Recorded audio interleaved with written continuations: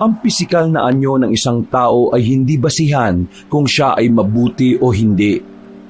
Minsan, ang akala nating may malaanghel na muka ay anghel at ang palaging masungit ay masungit. Paano kung napagkamalan mong aswang ang isang tao dahil sa anyo niya?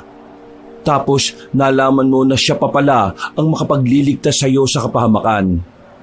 Makakatingin ka pa ba ng diretsyo sa kanyang mga mata? Pinagpalang araw Kabanong at sa lahat ng mga kabangers at mga kayanggaw. Ang aking ibabahaging kwento sa inyo ay hindi kasing ganda ng kwento ng iba. Ngunit masasabi ko na maaari nating kapulutan ng aral lalo na sa usaping panghuhusga. Ako nga pala si Rodolfo. Kabanong, mga kabangers at mga kayanggaw. Ito ang aking kwento.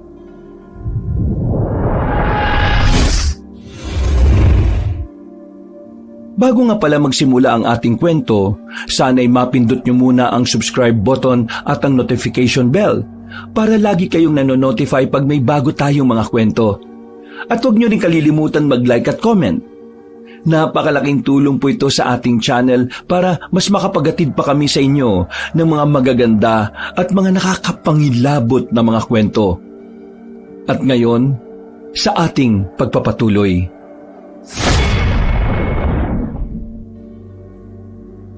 Isda! Isda kayo riyan! Sariwa pa oh! Mas sariwa pa sa asawa niyong di naliligo! Uy, anong... Ikaw talaga. Maugulat ka na lang pag may nanampal sa'yo dyan eh. Loko talaga to. Ayusin mo nga yung pagtitinda. Baka bugbog abutin natin sa ginagawa mo eh. Uy, bakit? Maayos naman ang pagtitinda ko ah. Palibasa, wala kayong alam sa strategy. Ano? O, tamo, kahit strategy, hindi mo alam. Yung ano ba, yung ano, yung... O ano? Sige, explain mo. Kaya mo yan. Yung sa pagtitinda ba? Teka, nasa dulo na ng dila ko eh. Yung technique ba? Strategy. Baka strategy. Yun, naadali nyo. Strategy ka pa dyan. Natigil na kami sa pag-uusap Kabanong nang may tumawag kay Felmar, si Digna. Matagal na si Dignang may gusto sa kaibigan namin, ngunit si Felmar ay ayaw niya sa dalaga. Mataba kasi si Digna Kabanong, ngunit hindi naman issue kay Felmar ang katabaan niya. Si Digna kasi Kabanong ang tipo ng dalaga na walang pag-aalaga sa sarili. Tol, ang admirer mong balyena oh. Manahimik ka nga dyan. Nang makalapit si Digna ay agad naman niyang binati si Felmar at kinumusta. Sumagot naman si Felmar ng maayos lang siya na agad namang ikinatawa ng dalaga. Nagulat pa kami sa pagtawa niya Kabanong dahil akala mo kinikiliti ng 10 dyablo. Napapailing kami habang si Felmar ay napapangiwi. Digna, bili ka na. Mas sariwa pa to sa'yo. Siniko ko naman si Michael habang si Digna ay masama siyang tiningnan. Sinabihan pa niya si Michael na isang pirma na lang ng mga kalawang ay magkakalasog-lasog na ang katawan nito. Inirapan pa niya kami at sabay tumalikod. Ngunit nagulat kami nang bigla siyang humarap at tinampal-tampal ang kanyang puwet habang nakatingin kay Felmar. Para akong matatawa Kabanong dahil may pakagat-kagat pa siya ng labi niya habang nakindat. At sinabi niya kay Felmar na kung siya ang magiging kasintahan ng kaibigan namin, ay ipapatikim daw niya ang lahat ng nasa kanya. Si Michael naman ay biglang nagsuka-sukahan sa gilid. Ay nako, gusto na Digna. Umuwi ka na't maligo. Itong mukhang libag na to. Diyos ko po, patawad Lord. Umuwi ka na't maligo. Binato kami ni Digna Kabanong. Mainam na lang at nakaiwas kami. Si Michael naman, pumulot ng bato at kunwari ibabato kay Digna dahilan para tumakbo ito. Huwag kang tumakbo, uy! Umuuga mundo! Huy, ikaw talaga. Babae pa rin yun, pre. Babae ba yun? Naku, pre. Pag yun napangasawa mo at nagpulot gata kayo, sakto paglabas mo, nagmamantika ka. tingnan mo naman yun oh. Akala mo pinditong nasunog. Akala mo sebo na naglalakad eh. Gago, kakaganyan mo kay Digna eh. Baka siya pa mapangasawa mo, yari ka talaga. Dali-daling napatakbo si Michael sa puno, Kabanong, at panayang katok doon. Kami naman ni Felmar ay natatawa na lang. Nagpatuloy kami sa paglalakad nang makabalik na si Michael at muli naming pinag-usapan si Digna. Kung mag-aasawa na lang din ako ng mataba, si Stella na. Maganda at mabait pa. Mabuti pa, si Stella masinop sa bahay yun. Napagpasyahan naming tatlo na sa may gilid kami ng palengke pumwesto. Mainam na nga lang at hinayaan lang kami ng mga nagtitinda roon. Mabait naman daw kami at nawawala ang antok nila kapag naroroon kami. Bagay na aming ipinagpapasalamat. Bandang 10:00 ng umaga sa isang gilid ng palengke ay pumwesto kami. May mahabang bangko na may sari-saring klase ng isda, bangus, galunggong, tilapia. May lumang radyo na umaalingaw-ngaw ng tunog ng balita mula sa radyo. Abala kami ni Felmar sa pag-aayos ng isda. Si Michael nakasandal sa likod ng bangko. Hindi pa ganun kaabala, pero may hawak ng isang maliit na galunggong na tila laruan. Ang masaklap pa, Kabanong, ay kinakausap niya ito. Oh, galunggong. Pareho tayo ha. Ikaw, amoy dagat. Ako, amoy pawis. Pero mas gusto ko pa amoy pawis kesa amoy Digna. Ang baho ng hininga nun eh. Parang bulok na hipon. Natawa ko, Kabanong, kay Michael ngunit napapailing. Hindi ko alam kung ba't mas apektado pa siya sa ginagawa ni Digna kumpara kay Felmar na siyang tipo ni Digna. Uy Michael, tigilan mo na nga si Digna. Kawawa naman yung babae. Wala namang ginagawa sa'yo eh. Oo nga, baka makarma ka niyan pre. Ikaw pa ang magkagusto sa kanya. Ngi, ako makakagusto kay Digna? Aba, mas gugustuhin ko pang tumalon sa dagat na puno ng pating kaysa makatabi siya. Ang kapal ng makeup, parang clown. Tapos yung buhok, parang pinaghanguan ng pugad ng ibon eh. May kulay pa niyang mukhang libagin. Uy, Michael, grabe ka na talaga ha. Maling-mali yan ha. Narinig mo na ba yung kasabihan?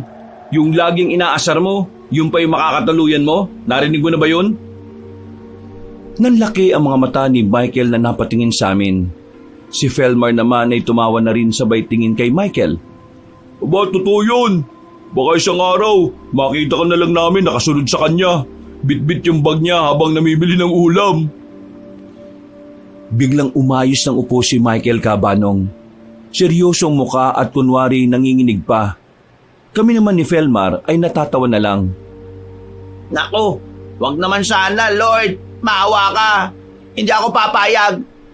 Kung kukunin ako ng mga anghel na kamatayan, sige na. Pero wag lang talaga si Digna. Ang bigat dalhin eh. Parang sako ng bigas na basa. Tawang-tawa ko, Kabanong. Basta kalokohan talaga ay numero 1 si Michael sa listahan. Pinaghahampas ko siya ng mahina sa balikat niya na ikinatawa na rin ni Felmar. Naku Michael, ang dami mo sinasabi. Baka mamaya, siya pa ang magpapalaya sa iyo sa pagiging binata mo. At pag nangyari yan, libre mo kaming dalawa ng isang buwang isda ha. Lahat ng klase ha. Nako, hindi mangyayari yan. Pero sige, kung mangyari man, mangangaroling ako sa harap ng bahay ninyo, nakasuot ng pangdigna. Sige ha, tatandaan namin yung tulig ha. Akala mo ha, saksi ang mga isda sa harapan mo ha. Kung di ba sila mabibili hanggang sa araw na sisikapi kong huwag itakda. Nagtawanan kami, Kabanong, habang si Michael ay tawang-tawa na rin sa sinasabi niya. Natigil lang kami nang magsimula na kami magtinda. 5:00 na, Kabanong, nang matapos kami. Pauwi na kaming tatlo at masayang nagkukwentuhan. Napag-usapan pa namin si Mang Berto na isa sa mga nagtitinda sa palengke. Ay, siya nga pala. Anong nangyari kay Mang Berto kanina? Yumuko lang eh. Mukhang di na nakaahon. Seryoso, Michael. Ang pula talaga ng mukha ni Mang Berto nang makita ng bumili sa kanya yung naglalaki ang uod sa isda niya. Siyempre, pinagpilitan pa kasing sariwa yung tinda niyang isda eh. May mga uod na. Kaya ayun, sinabi ko sa kanya, Mang Berto, humihinga pa yata tong uod mo. Mas sariwa pa sa isda mo eh. Loko ka talaga. Pulang-pula tuloy yung matanda eh. Aba, lolokohin niyo yung mga mamimili niya. Paano kung magkasakit? Di siya pa yung mapapahamak, di ba? Grabe ka, Michael. Pero muntik na ako mapaupo sa tawa dun ha. Kaya pala mabilis na ubos yung tinda natin eh. Walang gustong bumili sa kanya. Kawawa naman siya. Kaso dapat, di ba magtinda siya ng patas? Lahat naman tayo nagsisikap na mabuhay eh. Sa sobrang pandaraya niya, mapula pa yung mukha niya sa hasang na isda niya eh. Habang patuloy kami sa pagtatawanan, ay nakita kong papalapit sa amin si Aling Morsia. Nakasuot siya ng lumang damit at may bitbit na bayong. Ang mukha niya ay napakasama ng tingin, tila asar na asar sa ingay namin. Napatigil ako kakatawa kabanong at siniko si Michael na noon ay ang ingay ng bunganga kakatawa. Huy, dahan-dahan, ayan na si Aling Morsia. May-ari ng lahat ng asim sa buong Pilipinas. Saad ko kay Michael at Felmar, ngunit ang lokong Michael Cabanong ay lumapad ng ngiti na akala mo ay may masamang binabalak. Ayos, test of courage to. Tingnan natin kung hindi pa rin sisimangot yan pag nginitian ko ng bonggang-bongga. Test of courage ka pa. Good luck na lang. Nalampasan na kami ni Aling Morsia Cabanong. Masama ang tingin nito sa aming tatlo na parabang may utang kami sa kanya na hindi nabayaran. Magandang hapon po, Aling Morsia. Ang ganda po ng panahon ngayon ah. Oo nga po, Aling Morsia. Sana po maayos ang araw ninyo. Natigilan kami Cabanong nang biglang tumigil ang matanda. Nagiinit ang mukha niyang nakatingin sa amin dahil pulang-pula ito. Nagulat na lang kami Cabanong nang bigla na lang siyang sumigaw ng walang dahilan. Anong maganda? Ang ingay niyo! Parang mga baliw na nakawala!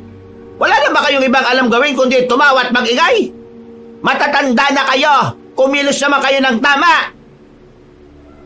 Asensya na po, Aling Morsia. Napatawa lang po kami sa... Tumahimik ka! Ikaw! Ikaw ang pinakamaingay eh! Puro kakalokohan! At ikaw! Pagturo niya kay Felmar na ikinagulat naman ng huli, napatingin pa sa amin si Felmar habang tinuturo rin niya ang kanyang sarili. Ho? Ako po? Kayong dalawa nitong mukhang paa ng sigbin. Sige, tumawa pa kayo. Tingnan ko lang kung hindi kayo mamatay sa kakatawa. Magsilayas kayo dyan. Nakahara kayo sa daan. Nagpatuloy si Aling Morsia sa paglalakad. Marahas ang bawat takbang at patuloy na bumubulong ng masasamang salita. Ako naman Cabanong ay napapailing na lang habang pinagmamasdan siya papalayo. Kita mo na, binati na nga ng maayos, nagalit pa. Ano ba problema ng babaeng yan? Napakamot naman sa ulo niya si Michael Cabanong na parabang naubusan siya ng salita. Hindi nga tumalabang sinabi niyang test of courage daw niya. Grabe, sa lahat ng masungit, siya ang pinakamatindi. Para siyang hindi marunong umiti. O ngayon, tumalab ba yung ngiti mong bonggang-bongga? Nasabon ka pa. At nadamay pa nga ako Hinatid na lang namin ng tingin ang papalayong si Aling Morsia. Napapailing pa ako nang maglakad kaming muli. Napatingin kami kay Felmar nang bigla na lamang siyang sumeryoso habang tumitingin sa paligid. Kaya nga may balita Ha? Anong balita? Lumapit siya sa amin Cabanong na parabang bumubulong na. Ako naman, napapatitig rin sa paligid kung saan napapatingin din siya na tila ba ayaw niyang may makarinig sa kanya. Sabi-sabi, aswang daw si Aling Morsia. Aswang? Sus, yan? Mukha lang siyang... Hindi. Narinig ko kina Aling Puring. Sabi nila, tuwing hating gabi, nag-iiba raw ang anyo niya. Kaya raw siya laging galit. Para raw hindi siya mapansin. At saka, napansin niyo ba? Wala siyang anino pag tirik ang araw. Malala ka pa sa akin eh. Tingnan mo nga yan kung may anino ka. O di ba wala? Kasi ang araw nakasentro sa ulo mo. Hindi nga ako nagbibiro, tol. Sa sobrang seryoso ni Felmar Cabanong ay napahawak na ako sa leeg ko at nagsimula na rin akong pamahayan ng takot. Hindi nga. Naku, kaya pala yung mga isda, bulok lang ang binibili niya. Di kaya inuulam niya yon? Teka muna. Pero hindi naman talaga yan totoo eh. Gawa-gawa lang yan. Tiningnan niya ang direksyon ni Aling Morsha Cabanong, sabay himas ng kanyang braso. Pero yung tingin niya kanina, nakakatakot eh. Kaya nga, Michael, mag-ingat ka sa pagbibiro mo. Baka mamaya, ikaw ang mapagdiskitahan pag dumilim. Ay nako, tayo na nga. Bilisan na natin. Baka mamaya balikan pa tayo nun. Nagmamadali kaming umalis sa kanto. Palihim na sumusulyap sa likod.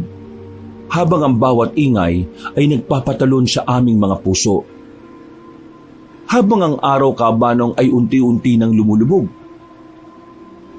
Kinabukasan ay maaga kami ni Felmar.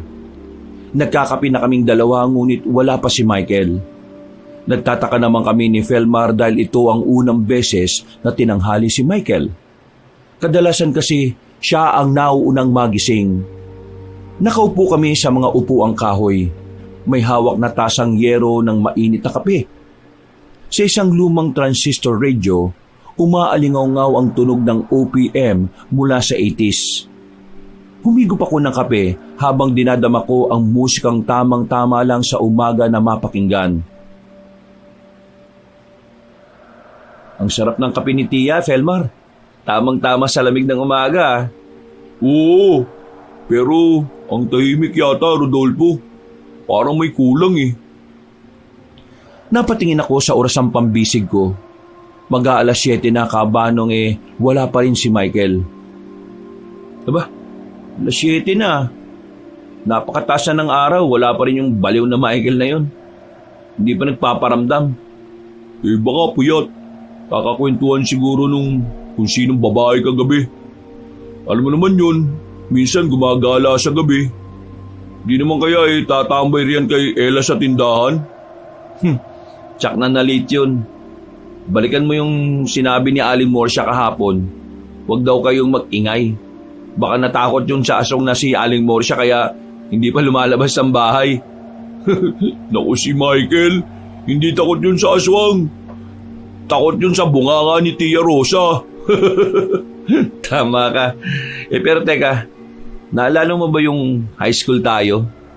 Nung pumunta tayo sa fiesta sa kabilang bayan at nagpustahan tayo kung sino ang mas maraming makakasayaw na dalaga?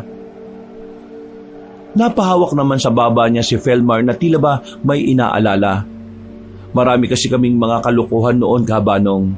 Lalo na mahilig kami noon sa mga sayawan. Oo, naalala ko. At dahil lang sa pustahan, sumayaw ka pati ng lola ng may-ari ng bahay. Uy, hindi ko alam na lola na pala yun, no? Akala ko lang yun yung matrona na mayaman sa bayan. Pero ang dulas pa rin ng sayaw niya eh. Tapos si Michael, sumayaw siya sa gitna, nagsolo. Akala niya sikat siya eh. At ang mas nakakatawa, nasira na yung pantalon niya sa likod. Ang laki pa ng butas. Kaya pala panay ang talikod niya sa dingding eh. Ayaw humarap sa atin. Tapos pagdating sa bahay, sabi mo, "Uy, Michael, mas malamig pala ang hangin ngayon sa likod mo ah." Buti nga hindi sinama ng sikmura eh. Kabagin pa naman yun. Pero ang bilis talaga ng panahon no. Parang kahapon lang yung nangyari. Naglalaro pa tayo ng trumpot, nagtataguan sa sagingan.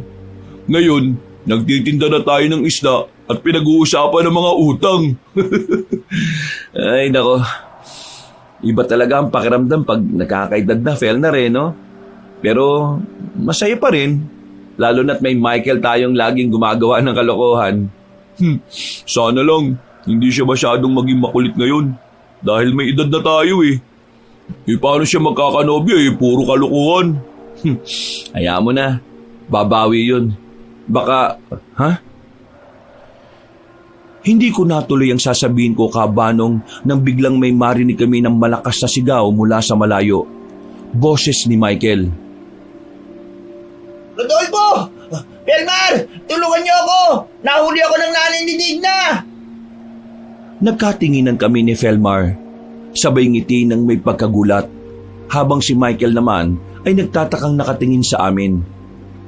Ayan na, sabi ni wala pa man may istorya na kaagad. Tingnan mo nga Sabi ko na hindi siya matatakot kay Aling Morsie pero sa nanay ni Digna, dun siya takot. Hingal na hingal naman si Michael na halos maririnig mo ang hangin galing sa dibdib niya dahil may tunog na itong kadabugan niya. Mukhang galing siya sa mabilis na takbo kaya ganun na lang ang hingal na nararamdaman niya. Ano ba kasing ginawa mo? Bakit nahuli ka? Ito kasi si Digne. Nahuli ako ng nanay niya na nakatingin sa anak niyang mukhang pinagli sa dugong. Nagsasayaw kasi, tapos ako nakatingin sa kanya. Nakakangilo kasing tingnan Akala mo, uod sa guyabano Tapos, bigla ba namang sabihin ng nanay niya na kahit daw magubad ako sa harap ni Digne hindi raw ako papatulan? Manyakis daw ako. Nagalit nang sabihin kong sino naman ang magmamanyak sa anak niyang kakulay ng tubol. Ayun, nagalit. Hinabol ako. O tapos? Nahuli niya akong binangga ako si Digna. Kaya nagpagulong-gulong dun sa may pampang. Nagmukha tuloy siyang kalabaw na naglalalangoy sa putik. Ay nako, ikaw talaga. Ba't mo ba kasi pinatulan? Yari ka talaga. Kaya pala, wala ka pa pag-gising namin. Nag-early bird ka palang mang-away kay Digna. Nako, tara na nga, maglako na tayo. Napailing na lamang kami ni Felmar, Kabanong, at nagpasya na kaming umalis at balak naming maglako sa kabilang barangay. Linggo kasi noon, kaya tsak na marami ang bibili. Tanghali na, Kabanong, na makarating na kami sa kabilang barangay. Mainit ang sikat ng araw. Naglalakad kaming tatlo sa isang kalye ng barangay na yon. Bitbit namin ni Felmar ang malalaking banyera ng isda sa aming ulo. Habang si Michael naman ay may maliit na kariton na may mga isda at ginagamit niya ang boses niya sa pagsigaw ng mga paninda namin. Sariwang isda! Mga ating, bili na kayo! Galunggong, bangus, tilapia! Huling-huli to sa karagatan ng Pacific Ocean kung saan ang lagusan papunta sa Atlantis. Pinaghirapan namin kunin ito sa Bermuda Triangle. Maibigay lang namin ang sariwang isda para sa inyo, mga suki. Mabango pa to kay Digna. Mga suki, sariwang isda. Uy, Michael, tigilan mo na nga yung si Digna. Malalagot tayo sa tatay niyan pag narinig tayo dito Yaw mo na. Yan lang ang diskarte niya para may mamili. Mga kuya, mga ate, isda na pang sardinas, pang prito, pang sinigang. Ang sarap gawing paksiw. Papaksiw na siguradong maasim tulad ng mukha ni Aling Morsia. Bili na! Bilis, bili na! Napapailing na lang kami, Kabanong, habang naglalako. Nakita ko ang isang magandang dalaga na nakatayo sa labas ng isang malaking bahay. Napakahinhin ng kilos, nakangiti at nakasuot ng simpleng damit. Nakilala na noon na si Inday Hana. Uy, Michael, tingnan mo yun Kinalabit ko si Michael, Kabanong, na panayang sigaw ng isda na may kasamang panlalait kay Digna. Ang mokong di na talaga nadala sa kasalanan niya. Isda, bili na kayo! Sariwa, malaman, at ano ba yun? Tingnan mo nga muna yun Napatingin si na Michael at Felmar sa itinuro kong dalaga. Agad silang natahimik. Nakangiti naman ang dalaga na papalapit sa amin. Aba, sino yan? Diyos ko, parang news sa ganda. Ang hinhin, parang gusto ko na lang magbenta ng bulaklak. Natatawa ko sa mga nakatulala kong kasama. Basta babae talaga, naglalaway ang mga walang ya. Magandang tanghali po. Meron po ba kayong sariwang tulingan? Opo ma'am, meron po. Napakasariwa po. Galing pa po yan sa karagatan kaninang madaling araw. Nagulat naman ako kay Michael Cabanong nang bigla na lang itong nag-ayos ng kanyang buhok, habang si Felmar ay nakangiti pa rin nakatingin sa dalaga. Ate, kukuha ka po. Kahit anong isda, meron kami. Sige po, pili na. Salamat. Napakaganda ng boses mo. Namula naman ang pisngin ni Michael Cabanong na ikinailing ko naman. May pangiti-ngiti pa si Michael habang inaayos ang buhok niya. Ako po? Salamat ate. Ganyan po talaga pag malakas ang radyo antena. Ilan po yung kailangan nyo, Inday? Kukunin ko na po lahat. Lahat po ng isda nyo. Bibilin ko na po para sa feeding program po namin sa bayan. Kung okay lang po sa inyo. Nagkatinginan kami ni na Michael at Felmar. Gulat na gulat at tuwang-tuwa Cabanong. Naisip naming mapapaaga kami ng uwi. Lahat po? Sige po, walang problema. Sobrang bait naman po ninyo. Yes, salamat po Inday. Napakagaling po ninyo. Kaya pala ang ganda-ganda nyo. Sige po, Inday. Ang laki po ng tulong nyo sa amin. Nagbayad ng dalaga Cabanong. Nagpasalamat siya ng napakahinhin at umalis na ang bitbit ang isda. Ang iba namang isda ay kinuha ng kanyang mga tauhan. Kami naman ay halos lumundag sa tuwa. Sa uulitin, Indayana! 2 kong banyera, sa'yo na lang! Kinurot ko siya Cabanong dahilan para mapaaray siya sa sakit. Hinimas-himas pa niya ang kanyang tagiliran na pinaraanan ko ng kurot. Huy! Sabi ko ni, baka mas mapunta ka pa kay Digna kaysa dyan eh. Grabe ka naman. Malay mo, di ba? Natatawa naman si Felmar Cabanong habang nag-aayos ng mga pera. Bilis, uwi na tayo. Balikan na lang natin siya bukas. Sige na, Michael. Buhati mo na tong kariton para tayong nanalo sa loto nito eh. Agad namang binitbit ni Michael ang kariton, ngunit bigla na lamang siyang sumigaw na ikinagulat namin ni Felmar. Rodolfo, Felmar, siya na yata yung babae ng buhay ko.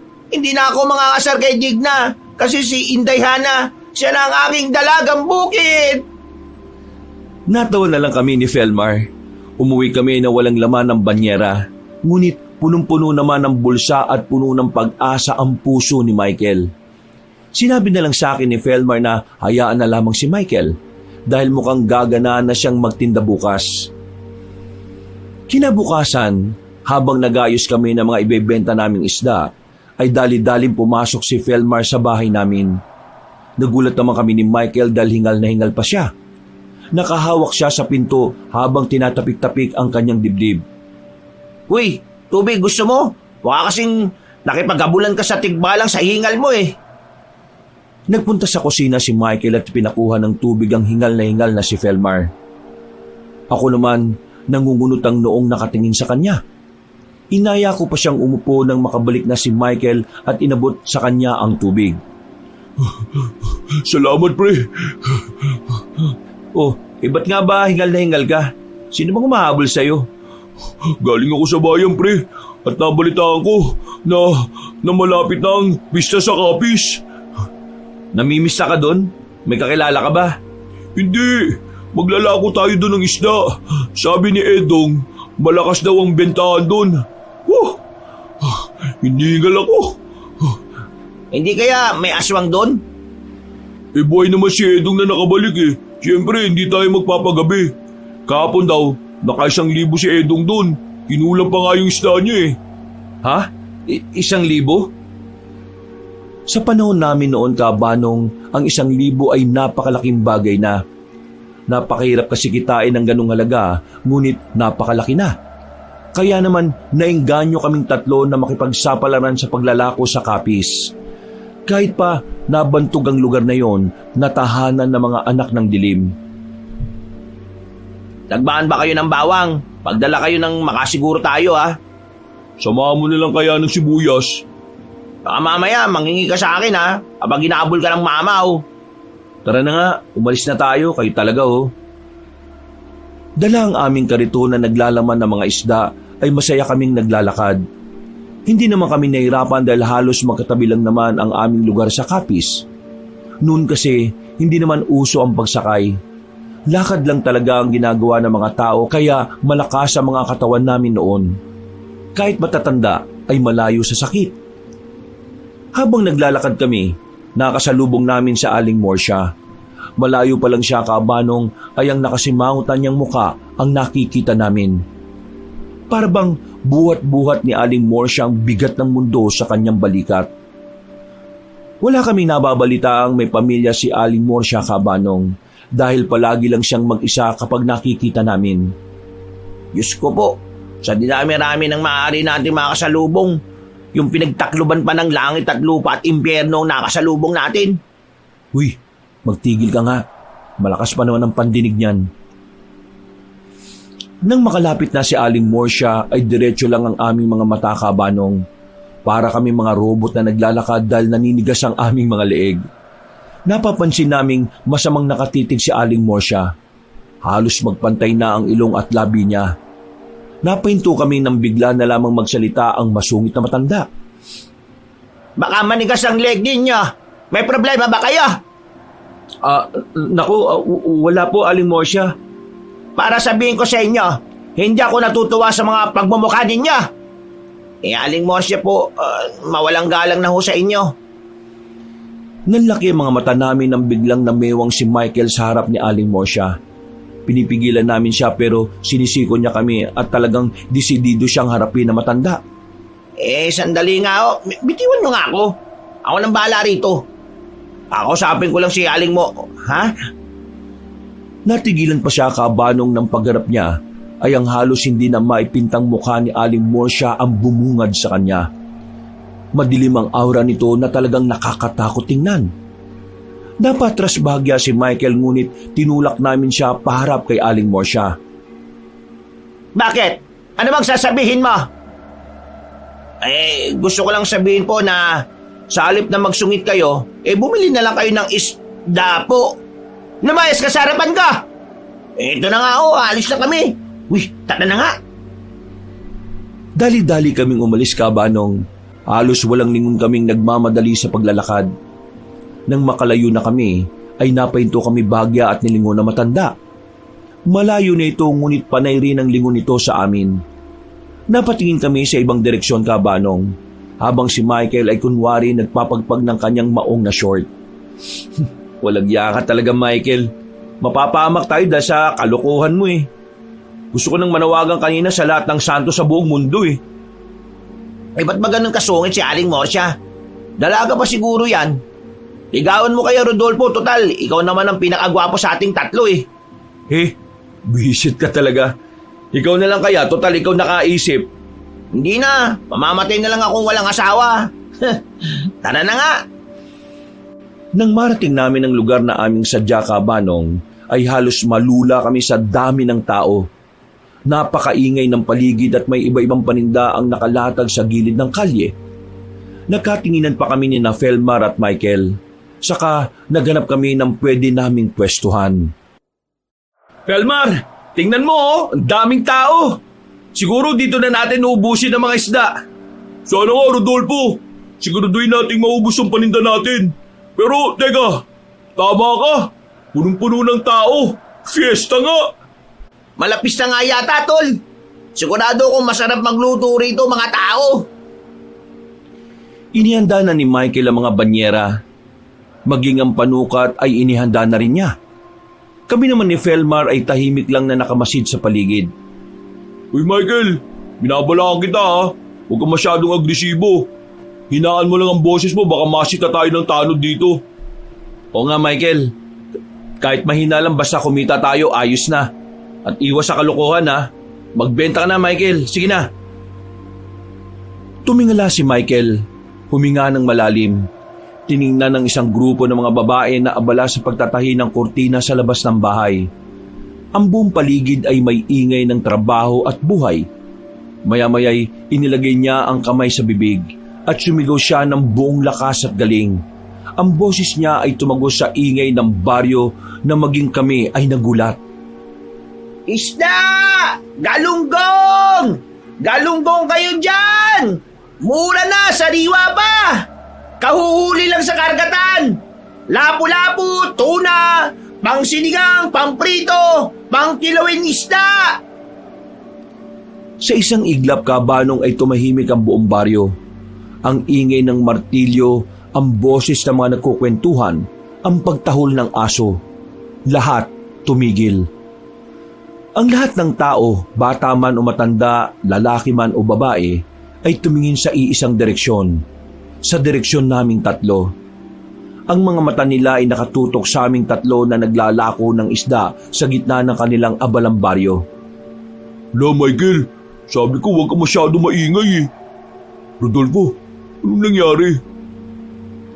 Napalunok ako, Kabanong, dahilan na tila ba tumigil ang mundo ng mga taga-Kapis at lahat sila ay nakatingin sa amin. Kami naman ay halos hindi kumikilos na nakatingin sa kanila. Hindi ko alam, Felmar. Hindi sila kumikibo eh. Si Michael, na nakasanayan na ang ingay, Kabanong, ay hindi napansin ang biglang pagbabago ng paligid. Nakangiti pa rin siya at handang magbenta. At ang masama pa, Kabanong, ay inulit pa niya ang pagsigaw. Alina kayo! Sariwang isda! Tuna! Lapu-lapu! Nakatitig pa rin ang lahat ng tao sa amin, Kabanong. Para bang nakakita ang mga ito ng mga estranghero mula sa ibang mundo. Ang katahimikan, Kabanong, sa paligid ay nakabibingi, na binabasag lang ng malakas na sigaw ni Michael. Nangibabaw ang katahimikan sa paligid, Kabanong. Lahat ng tao ay nakatitig sa aming tatlo. Ang titig nila ay matindi. Walang emosyon at bahagyang nakakakilabot. Nakaunat pa rin ang kamay ni Michael na sumisigaw ulit. Siniko ko na siya ng malakas. Hindi ko alam kung hirap bang makiramdam si Michael o manhid talaga. Uy! Michael! Napahinto siya, Kabanong, at napakunot ang noo sa sakit. Tumingin siya sa akin na pinandilatan ko naman ng mga mata. Aray! Ano ba, Rodolfo? Nagtitinda ako eh. Ha? Naputo lang sasabihin niya, Kabanong. Doon lang niya napansin ang katahimikan at ang maraming mga mata na nakatutok sa amin. Ang ingay ng baryo ay wala na. Ang dating masiglang paligid ay nagmistulang larawan na lang. Bakit tumahimik? Yan nga sinasabi ko sa'yo. Tingnan mo sila, Michael. Parang hindi sila naaliw sa isda mo.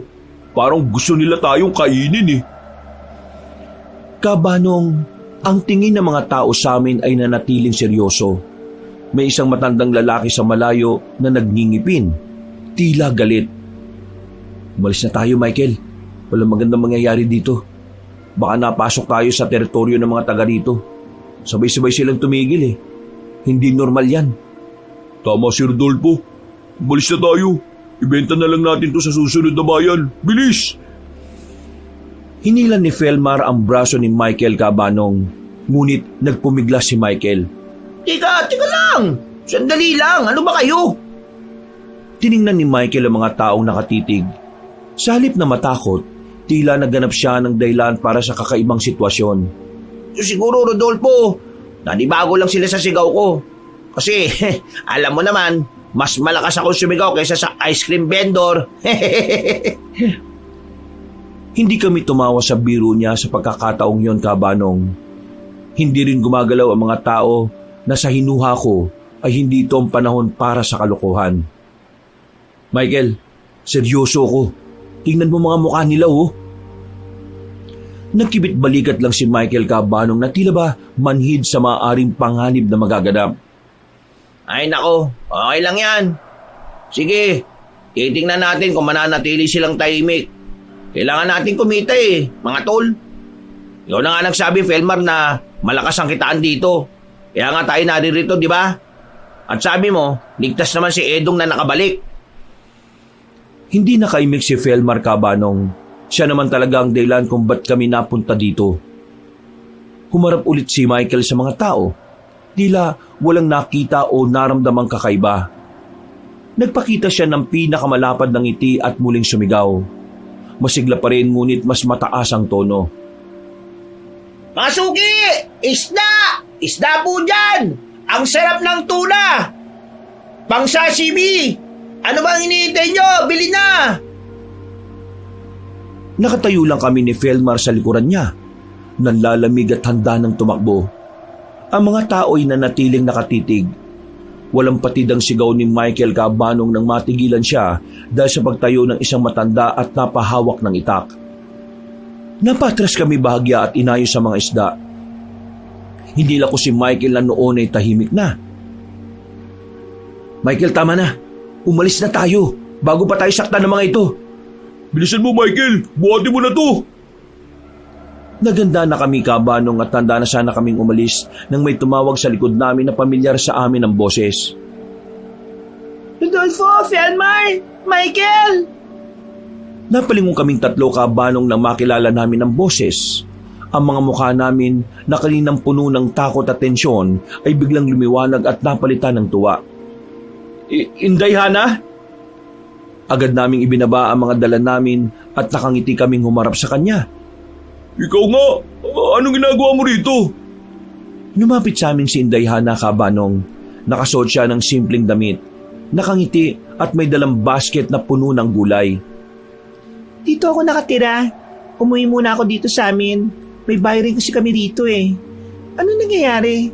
Akala ko ba nagtitinda kayo ng isda? Bakit parang may multo kayo nakita? Inday, tumingin ka.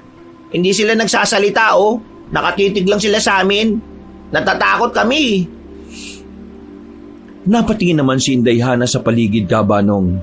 Bagya pa siyang natawa nang mapatingin siyang muli sa amin. Ay, mga baliw. Huwag kayong matakot sa mga yan. Ganyan talaga mga tao rito. Pagkuway, hinarap ni Inday Hana ang lahat ng tao sa baryo. Ang tinig niya ay malumanay, ngunit may awtoridad. Mga kababayan, kilala ko mga ito. Mga kaibigan ko sila mula sa kabilang baryo. Sila ang magdadala ng sariwang lapu-lapu at tuna sa atin. Sa kanila ko binili yung mga isdang dinala ko rito para sa feeding. Pagkatapos sabihin niyo ni Inday Hana, nagbago ang mga mukha ng mga tao. Ang titig na nakakakilabot ay biglang nawala at napalitan ito ng malawak at masisiglang ngiti. May mga nagtawanan pa at nagbulungan. Maya-maya pa'y may lumapit na isang matandang babae na sa wari ko'y mga nasa 50 pataas. Nakangiti siya kay Inday Hana at sinabi na kakilala pala daw kami ni Inday. Akala raw niya ay mga mangkukulam kami na galing sa kabilang baryo. Ang lakas daw kasi sumigaw ni Michael. Tumawa naman ang isang matandang lalaki, Cabanong, na sa hinuha ko'y nasa 85 na. Aniya, mainam na lang daw at dumating si Inday. Natahimik daw sila dahil sa ingay ni Michael na parang sirang plaka. Bahagyang natawa si Michael habang inaaplos ang kanyang dibdib. Akala ko, galit kayo sa amin eh. Hindi, Michael. Nagulat lang sila. Alam mo naman dito sa Capiz, masanay kami sa tahimik. Ngayon mga suki, bumili na kayo lapu-lapu, pang sinigang. Biglang nagbalik sa normal ang baryo. Naglabasan ng mga tao. Dala ang kanilang timba. Ang mga banyera namin na isda ay napalibutan ng mga mamimili. Nagmamadali na silang bumili at naging abala ulit ang lahat. Himala, isang Inday lang pala kailangan natin. Ay naku, salamat sa Diyos talaga at dumaan siya. O sige na Michael, magbenta ka na. Masiglang sumigaw ulit si Michael, Cabanong, ngunit hindi na kasing lakas ng kanina. Naging abala kami dahil sa dami ng mga bumibili. Halos hindi kami magkamayaw sa dami ng mga namimili. At hindi nga nagtagal ay naubos agad ang aming mga paninda. Nasa simpleng bahay na kami ni na Inday Hana. Mas simple ang bahay nila kumpara sa isang bahay nila sa aming baryo. Nakaupo kami sa loob ng bahay, sa mahabang mesa. Punong-puno ng lutuing kapisnon ang mesa. Inubarang manok, pansit molo at napakaraming kanin. Dahil tanghali na ay naparami ang kain naming tatlo. At talagang busog na busog kami. Si Michael naman halos hindi na makatayo sa kabusugan. Ay, Inday Hana, salamat talaga ah. Ang tagal na naming hindi nakakain ng ganito kasarap na lutuin eh. Wala na talagang tatalo sa luto ng mga taga-Capiz. Oo nga, Ana. Hindi pa kami nagtatanghalian ng ganito kasustansya mula nung naging abala kami sa pagtitinda. At dahil na rin sa hirap ng buhay. Pwera kay Rodolfo ha, mayaman kasi yan eh. Salamat sa pilit. Napangiti naman si Inday Hana. Habang naglalagay ng inubaran sa plato ni Michael, ang walang hiya Kabanong damang-dama niya ang ginagawa ni Inday. Huwag kayo mahiya, ganyan kami dito. At saka, kayo pa ba? Mga kaibigan ko kayo. Kumain pa kayo, Michael, para lumaki pa ang boses mo. Kaya nga, Inday eh. Napakasarap po. Pero pasensya na po talaga. Baka nakakaabala na kami. Dapat po yata umalis na kami kaagad. Ay naku, wala yon. Sige lang, kumain lang kayo ng kumain.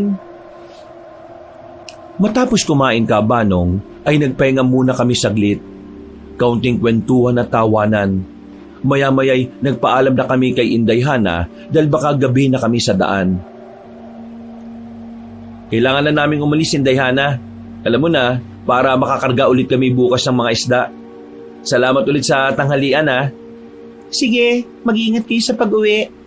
Di na ba kayo maghahapunan? Ay naku, Inday, huwag na. Sa susunod na lang kung may pagkakataon.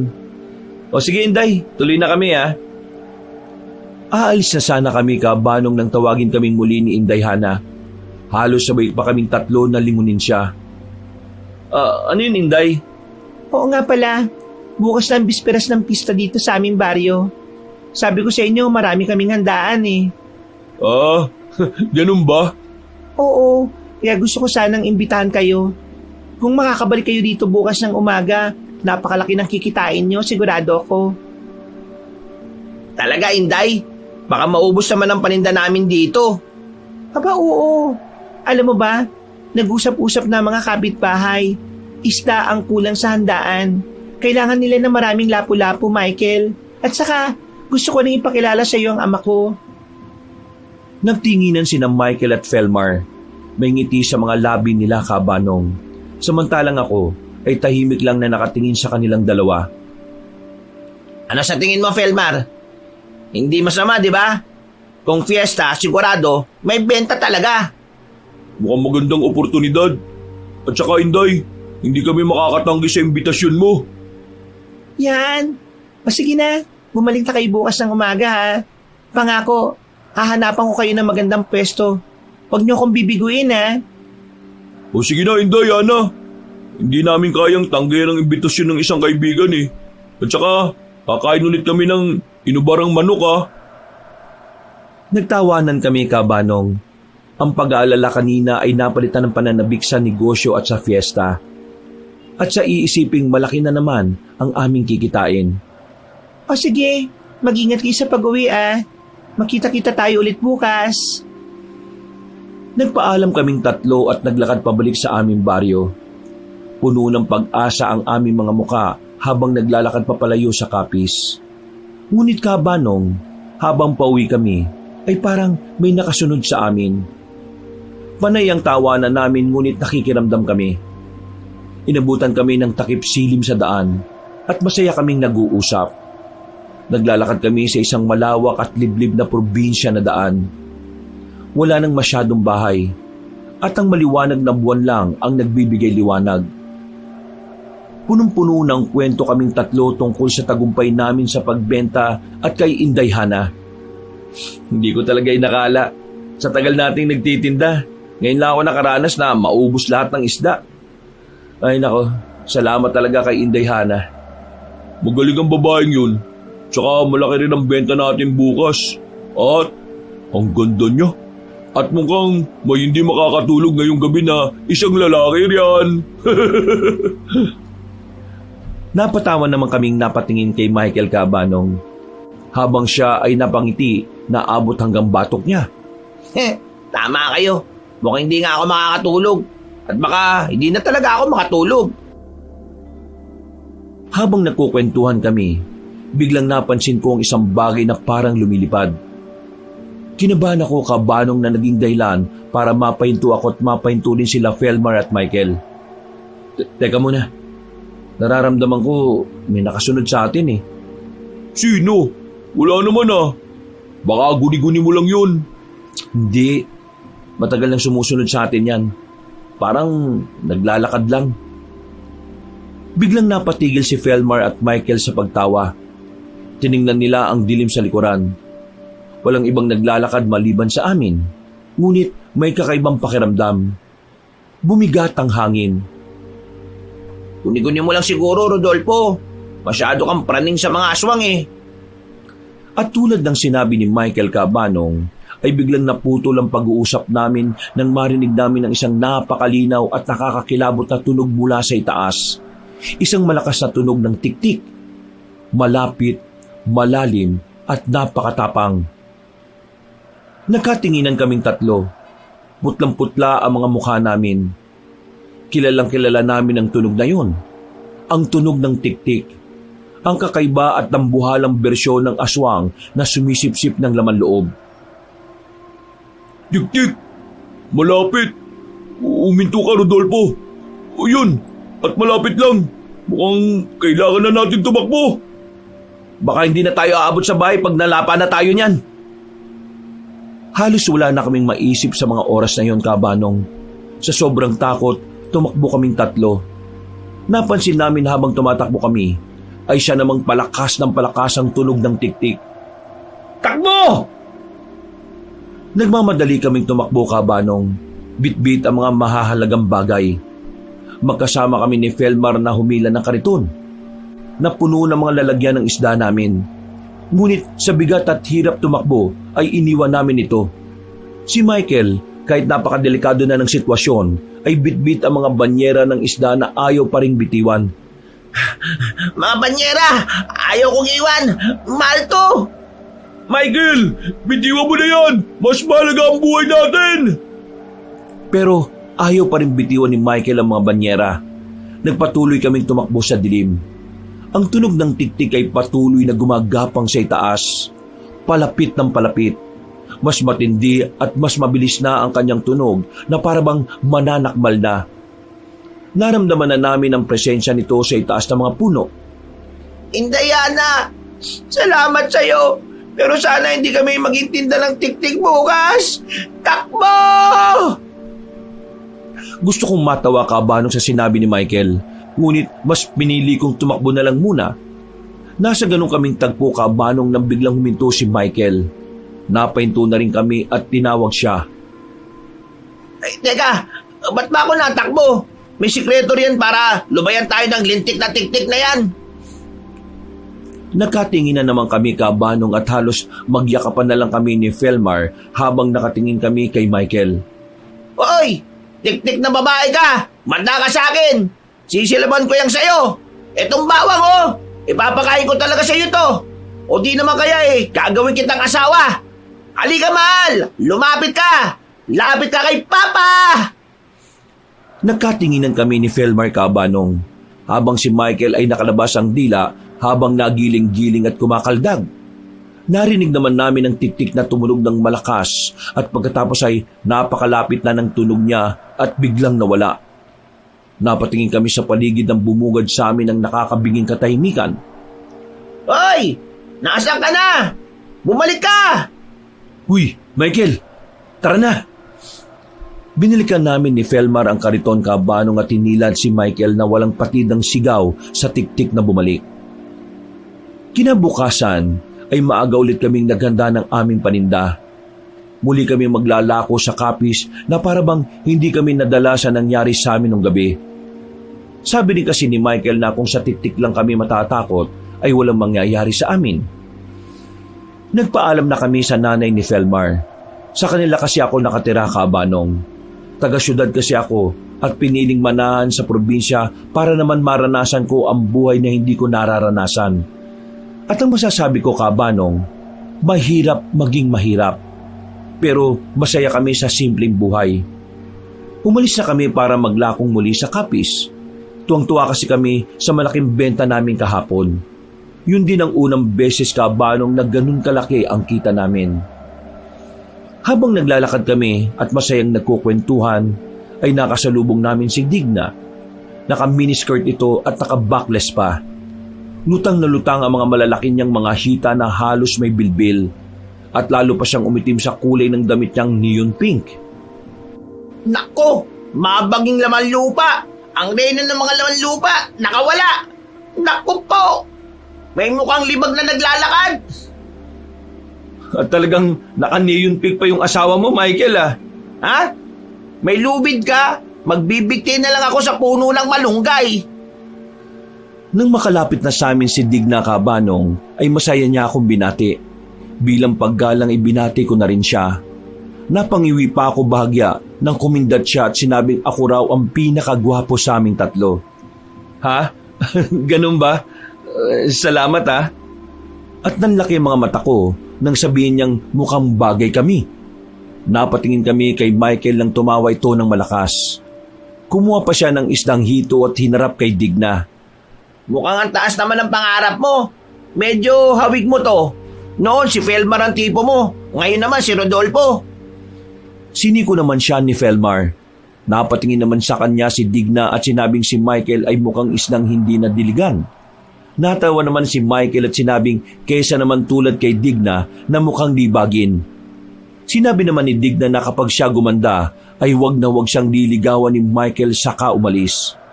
Nako, ipapaputol ko na lang lahat ng daliri ko kung gaganda ka, Digna.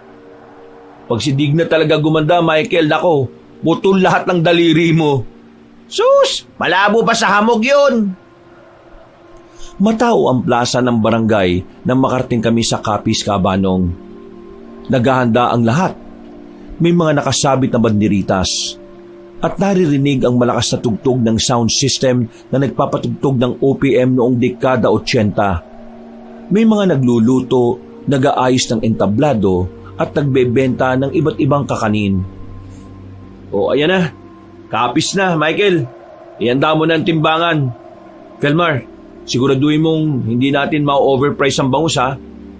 Mukhang ang galing mong pumili ng pwesto ah. At sana malaki ang kikitain natin dito. Para masaya buhay. Eh di ba si Inday Hana naganap nitong pwesto? Ay, oo nga pala no. Sana lang walang kalaban. At sana hindi tayo masyadong mainitan. Hula ko narito rin sila Edong eh. Kaya kanya-kanyang diskarte lang tayo. O sige, tara na. Bago pa dumami ang tao. Agad namang inayos naming tatlo ang aming mga banyera. Nang makapwesto na'y agad na sumigaw si Michael ngunit hindi na ganun kalakas tulad ng dati. Bili na ng mga suki. Tag-10 lang ang kilo. Maganda na mga isda. Kasing ganda ng misis nyo. Hindi nagtagal Cabanong ay dumami na ang tao sa paligid namin para bumili ng isda. Marami-rami na rin ang bumibili.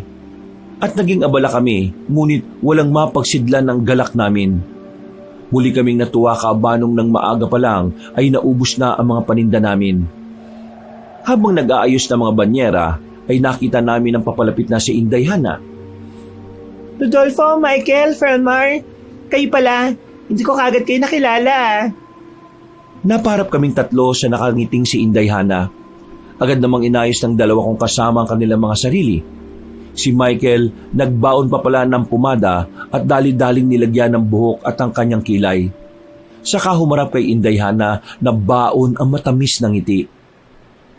Inday Hana, salamat sa Diyos at nakita ka namin ulit. Napatikim naman si Michael habang nakangiting aso. Hindi maipaliwanag ang saya na nararamdaman nito. Mukhang malakas talaga ang tama niya kay Inday Hana. Nagkatinginan na lang kami ni Felmar na parang matatawa. Ang ganda mo pa rin, Hana. Kumusta ka, Inday? Mabuti naman. Kayo, napakalaking tulong niyo sa amin nung huling bagsak presyo ng isda. Kaya masaya mga kanayon ko eh. Sariwa pa raw mga isda ninyo. Kayo ang dapat namin pasalamatan, Inday. Kayo ang nagbigay sa amin ng tiyak na lugar sa tamang araw na ito. Kung hindi dahil sa inyo, sigurado akong sa dulo lang kami nakapwesto. Oo nga, ang ganda ng pwesto namin. Malapit sa bungad ng plaza. Maliit na bagay, Rodolfo. Pero alam kong malaking bagay ang kita nyo ngayon. Nakangiti si Inday habang kaming tatlo naman ay napapangiti na rin. Ngunit maya-maya'y biglang naging seryoso ang kanyang muka.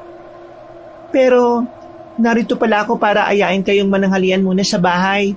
Nandito na rin lang kayo. At nasasabik na si Ama na makilala kayo. Naroroon din ang mga kapatid ko. Nagkatinginan kaming tatlo.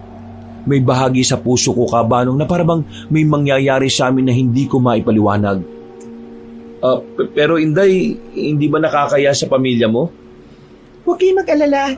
Mabait ang mga magulang ko at kapatid. Sige na.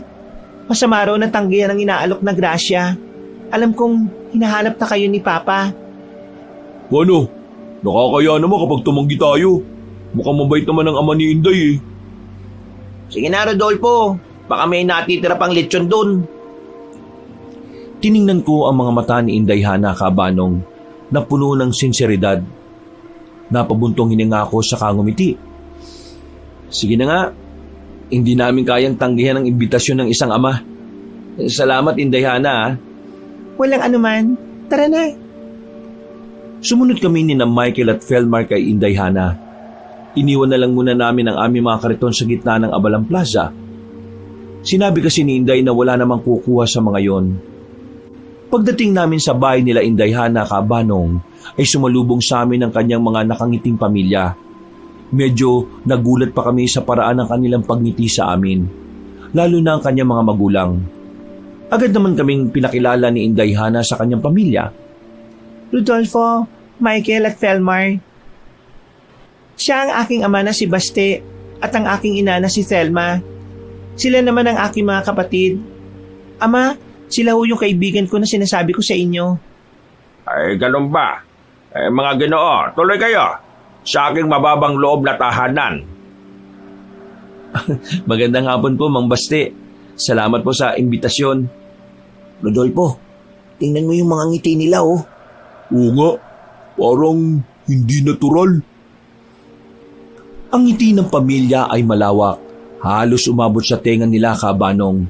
Tila ba nanatili sa kanilang mukha ang mga ngiting yon ng matagal, na nagbibigay ng kakaibang pakiramdam sa amin. Papa, sila po yung mga mangingisda na nagbebenta ng pinakamasarap at sariwa na isda sa buong Capiz kahapon. At sa kanila rin ako nakabili ng isdang dinala ko rito na mga sariwa. Alam ko. Sikat na sikat ang isda din nyo. Kami sa Capiz, hindi na kami bumibili ng isda sa iba. Simula nung matikman namin ang isda ninyo na dala ni Hana. Naku, salamat po, Mang Baste. Kayo mga bayani namin dito.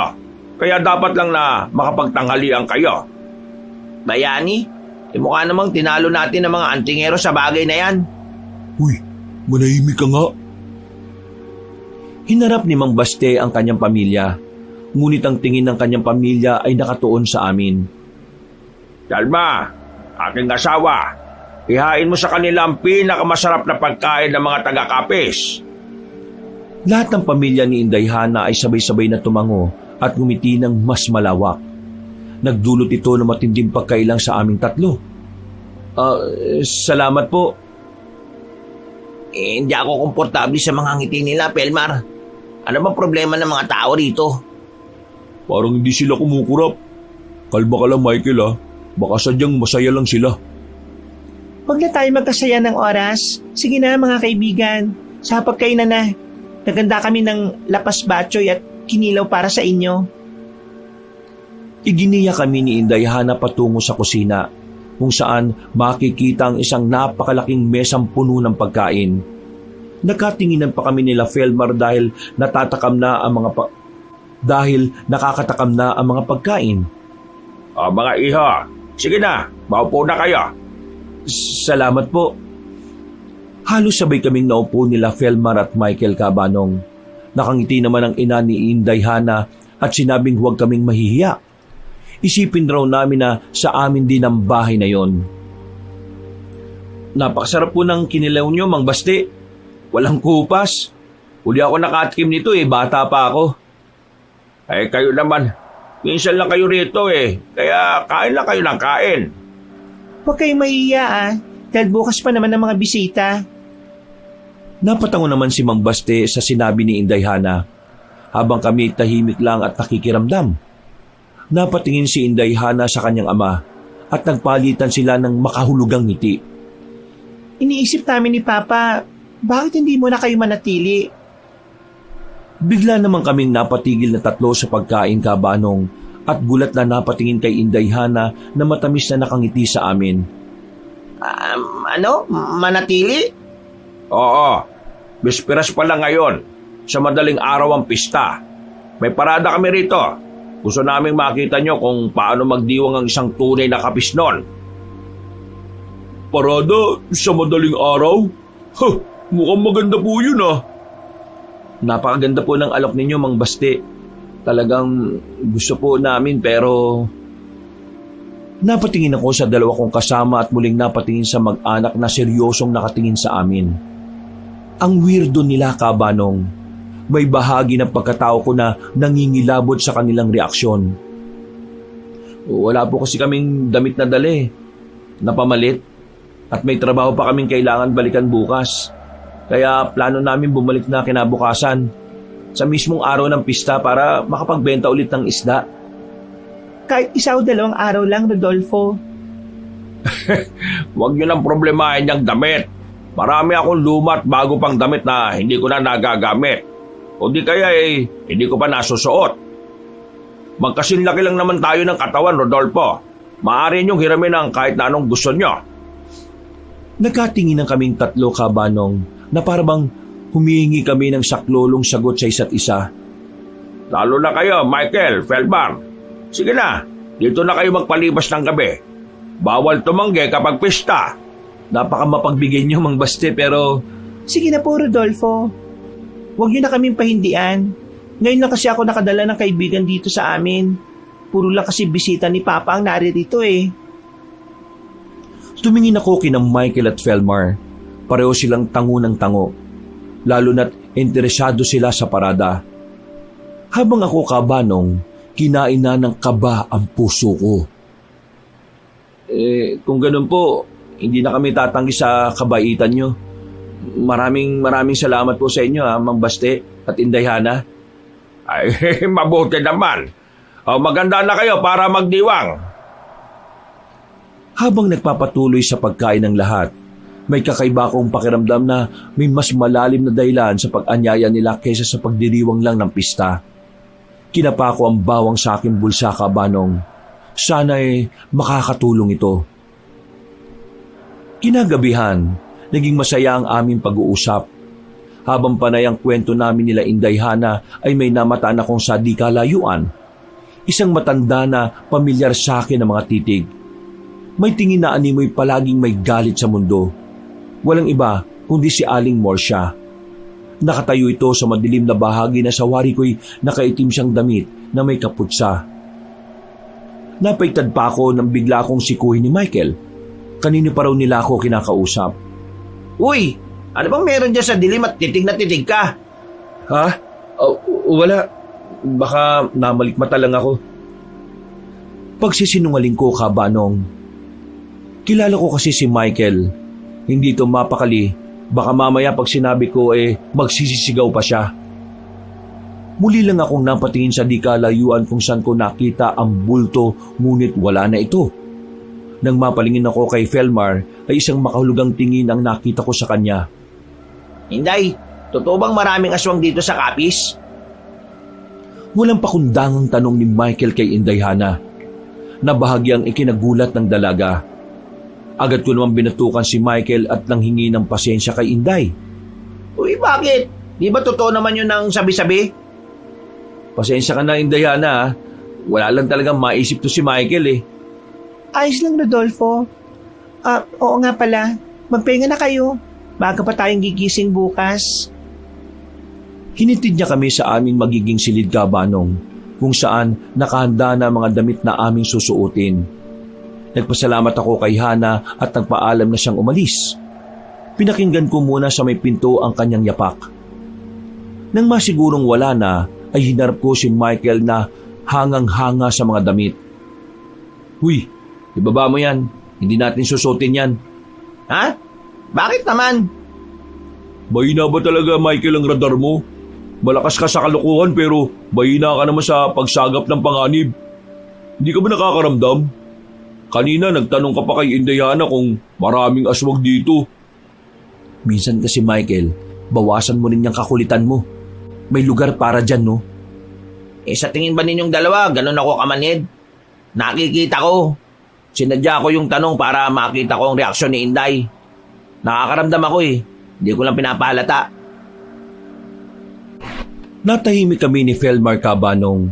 Naisip kong masyado kaming naging mapanghusga sa kanya. Napabuntong hininga ako at humingi ng pasensya. Ganon din si Felmar. At mabait talaga siguro si Michael kasi muli siyang sumigla at sinabing hindi kami dapat nag-aaway. Eh anong gagawin natin? Magkunwari tayong tulog. Sige na, may gana kayo. Ang kwarto'y madilim at may kalakihan. Nakaiga at nagkukunwari na kaming tulog. Inilapag na namin ang mga damit ng maayos sa lamesa na nasa silid na yon. At nagkunwari na lang kaming nabukas na namin isusuot sakaling magtanong sila. Makakatabi kami sa isang banig na inilatag sa katre. Ngunit masyadong aligaga si Michael. Hinaan niyong hininga niyo. Mukhang tahimik na. Hindi ako makatulog eh. Kakaibang amoy sa kwartong ito. Shh! Hayaan mo na. Hindi ka matutulog. Magkunwari ka lang na tulog. Ilang minuto rin kaming tahimik, Cabanong. Pareho kaming tatlo na nakikiramdam. Si Felmar ay nakatalokbong ng kumot, ako na nakadaba at si Michael na nakatagilid at nakatalikod sa amin. Mula sa labas ng kwarto, sa kabilang dingding, maririnig ng may hinang boses ng dalawang tao. Tila malapit lang sila. Sinasadya nilang bumulong, ngunit sapat na para marinig sa loob. Pa, sigurado ka bang magkakasya sila sa 3 araw? Kailangan na natin ng bago. Huwag ka mag-alala, anak. Sapat na ang kanilang laman para sa pista. At isa pa, nariyan pa naman yung laman ng isang tindero ng isda, hindi ba? Pero sinong uunahin natin? Nagkatinginan kami, Cabanong. Kahit madilim, alam namin na may takot sa aming mga mata. Nanlamig ang aming dugo at ang katanungan na tumatakbo sa isip ko ay sino ang isang tindero na nabiktima na nila. Anong laman? Tahimik. Ang mas matabil na dila ang unahin. Mas madaling makuha ang panlasa ng mga bisita. Isa pa, napakaingay ng taong yun. Maraming tanong. Ang boses ni Inday Hana ay nagbago na, Cabanong. Hindi na itong malumanay na boses kanina, kundi isang matapang, malalim at tila hindi taong tinig. Ang ibig mo sabihin, si Michael. Nang marinig ni Michael ang pangalan niya, ay kinilibutan siya, Cabanong. Maging kami kinilibutan din. Oo, siya ang unahin nating lutuin. Siya ang pinakabata at pinakamasarap. Kung ganon, simulan na natin ang paghahanda. Hindi na tayo makakapaghintay hanggang sa umaga. Napatingin ako kay Michael. Ang mukha niya, Cabanong, ay puno ng takot at pag-intindi sa sitwasyon. Samantalang si Felmar ay tila nahimatay sa kinahihigaan. Hindi makahinga. Ang tunog ng kanilang pag-uusap ay lumayo. Tila umalis na sila. Lulutuin? Ako? Ako ang lulutuin nila? Shh! Tumihimik kayo. Kailangan natin umalis dito ngayon. Hindi tayo manok, Michael. Si Inday Hana, siya. Huwag na nga muna nating isipin yan. Kailangan nating makatakas. Gumawa na tayo ng paraan bago pa sila makabalik at lutuin ka. Dahan-dahan at maingat kaming naglakad. Nagsimula kaming lumapit patungo sa bintana. Sinusubukang hindi magbigay ng anumang ingay. Ang mga pinagtagpi-tagpi namin mga kumot at damit na pinahiram ni Mang Baste ang ginawa naming tali para makababa. Halos walang ingay kung tinali ang kumot sa bintana at sinubukang hilahin para malaman ko kung matibay. Ikaw nang mauna, Felmar. Pagbaba mo, siguraduhin mong walang aswang, ha? Agad na bumaba si Felmar. Nang makababa na siya, ay sumenya siya na walang kahit na anong sinyalis na may aswang. Sunod kong pinababa ang nangangatog na si Michael. Sinenyasan ko si Felmar na alalayan nito. Nang makababa na siya, ay sumunod na ako. Napatingin pa ako sa pinto ng pakiramdam ko ay may mga yapak na dumating. Dali-dali akong bumaba. Nang makababa ako ay agad kong sinenyasan ng dalawa na sa kabilang bahagi ng bahay dumaan. Doon tayo, dali! Sa likod! Kailangan nating abutin ang kalsada. Ang mga banyera natin, iiwan natin. Kalimutan mo na yung banyera, Michael. buhay natin ang nakataya. Habang nagpapatuloy kami sa pag-iikot-ikot sa gilid ng bahay, bigla kaming natigilan sa isang sulok. Natuklasan namin na ang likuran ng bahay nila ay ang kanilang nagsisilbing dambuhalang kusina. Sa gitna ng bakuran, makikitang tatlong naglalaki ang kawali na nakasalang sa apuyan. Ang mga kawaling ito ay halos kasing laki ng isang maliit na kotse. At may sapat na espasyo para lutuin ng isang buong kalabaw. Naglalagablab ang apoy sa ilalim ng mga kawali at umaakyat ang makapal na singaw mula sa mainit na tubig. Diyos ko! Ilang kasambahay ni na Inday Hana, ang mga taong may matitigas ng ngiti kanina ay abalang-abala. Ang ilan ay masasayang nagdadagdag ng kahoy sa apoy, habang ang iba ay naghahanda ng mga pampalasa. Ngunit ang pinaka nakakakilabot ay ang nakita namin sa isang mahabang mesa sa tabi ng mga kawali. Doon, may malaking hiwa ng karne na nakalatag. Inihahanda para ilagay sa kawali. Ang karne ay tila galing sa tao. May mga bahaging madaling kilalanin. Ano yan? Tingnan niyo yung forma ng binti, ng braso. Habang tinitingnan namin ang mga karne, Kabanong, napansin namin ang isang bahagi ng karne na tila may bakas ng pamilyar na damit. Tila hihimatayin naman si Velmar at pinigilan niya ang kanyang sariling sumigaw. Ang damit! Hindi ba yan ang damit ni... Biglang may kasambahay na lumapit sa mesa at binuhat ang isang bahagi ng karne. Sa bahaging yon, may nakita kaming pamilyar na bulto ng isang pamilyar na tao. Bigla akong napahawak sa lupa, Kabanong, nang mapagsino ang taong yon. Si Endong. Si Endong. Kaya pala ilang araw na siyang hinahanap. Hindi na raw umuwi. Tunay nga mga aswang sila. Tara na, hindi na tayo magtatagal dito. Kung ano man ang ginawa nila kay Edong, yun din ang gagawin Kung ano man ang ginawa nila kay Edong, yun din ang gagawin nila sa atin. Michael, Velmar, tumakbo na tayo. Ngayon na! Ngunit habang aalis na sana kami, isang aninong gumalaw sa likod ng mga kawali. Si Mang Baste, na ngayon ay may matalim na kuko at nanlilisik na mga mata. Nakangiti sa amin ng mas malapad pa kaysa kaninang umaga ng ngiti niya. Saan kayo pupunta, mga ginoo? Hindi pa nagsisimula ang pista. Doon na kami nagsimulang sumigaw, Kabanong.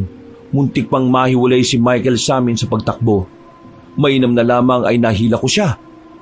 Doon na nagsimulang magambala ang iba pang mga aswang na nasa paligid. Takbo! Bilis! Walang lilingon! Napasigaw pa kami, Kabanong, na may biglang tumalon na aswang sa harapan namin.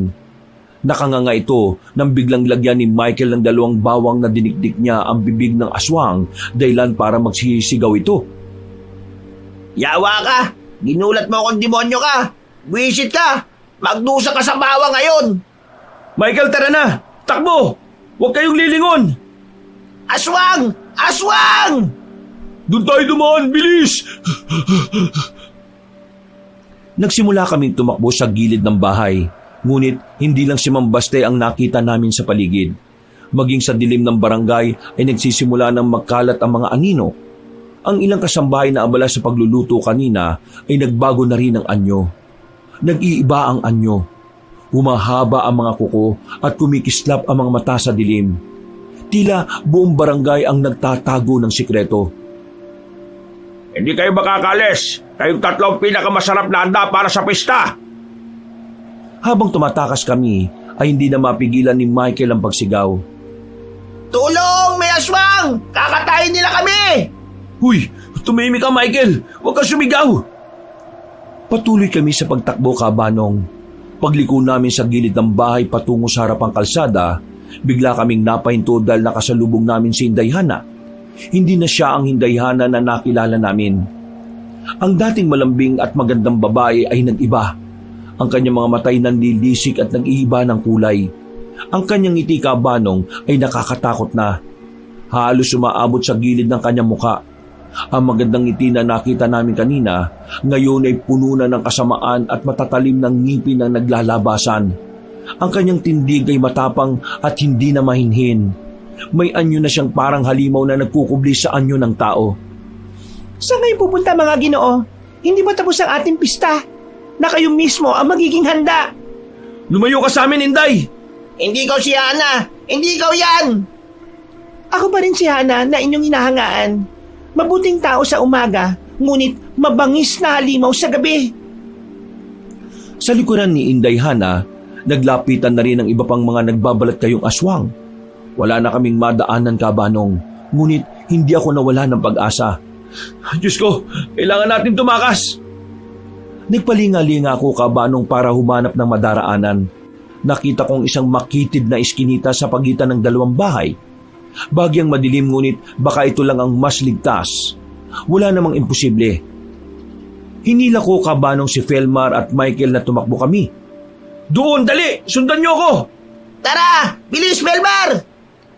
Tumakbo kaming tatlo patungo sa iskinita, habang sinisikap na iwasan ng mga aswang na papalapit. Wala na kaming ibang iniisip, Kabanong, kundi ang makatakas sa tila panaginip na eksena. Kung panaginip lang talaga, Kabanong, sana'y magising na ako. Habang natakbo kami, ay naririnig ko ang tawa ni Inday Hana. Hindi kayo makakaalis. Mahanap ko rin kayo. Mga paborito kong putahe. Ang tawa ni Hana, Kabanong, ay matalim at nakakabingi. Sinasabayan pa ng mga hiyaw na mga aswang na humahabol sa amin. Nakapasok kami sa makitid na eskinita. Ngunit paglabas namin sa kabilang dulo, laking gulat namin na makasalubong namin ng isang matandang babae. Walang iba kundi si Aling Morsia. Nakasuot siya ng pangkaraniwang damit, ngunit may hawak siyang maliit na rosaryo at isang patpat. Napahinto kami, Kabanong, at natakot na wala na kaming ibang madaraanan.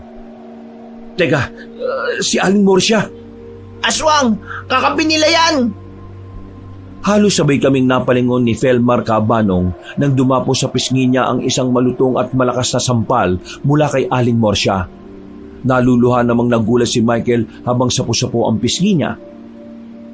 Huwag kang sumigaw ng aswang, gago! Natigilan kaming tatlo, Kabanong. Si Aling Morsia ang matandang babae na matagal na naming pinaghihinala ang miyembro ng mga aswang dahil sa kakaibang ugali nito at sa mga kwento na rin tungkol sa kanya. Aling Morsia, kayo? Takang tanong ni Felmar sa matanda, habang si Aling Morsia ay seryoso lang na nakatingin. Mga bugok, narinig ko kayo. Akala nyo, hindi ko alam ang mga pinaggagawa nyo sa likod ko. Ang tagal ko na kayong pinagmamasdan. Ikaw namang kutong lupa ka, kung makasigaw ka ng aswang mukha ka pa ngang aswang sa akin. Ha? Pinutol niya ang sasabihin ni Michael at tinuro ang aswang na paparating. Ayan na sila. Sa tingin nyo, kung isa akong aswang hahayaan ko kayong takasan yan. Baka ipalapa ko pa kayo. Lalo na tong pinakamaingay. Ano bang tinutungangan nyo dyan? Mga bugok, kilos na dito kayo sa likod ko. Nagulat na lang ang dalawa kong kasama nang hilahin ko sila.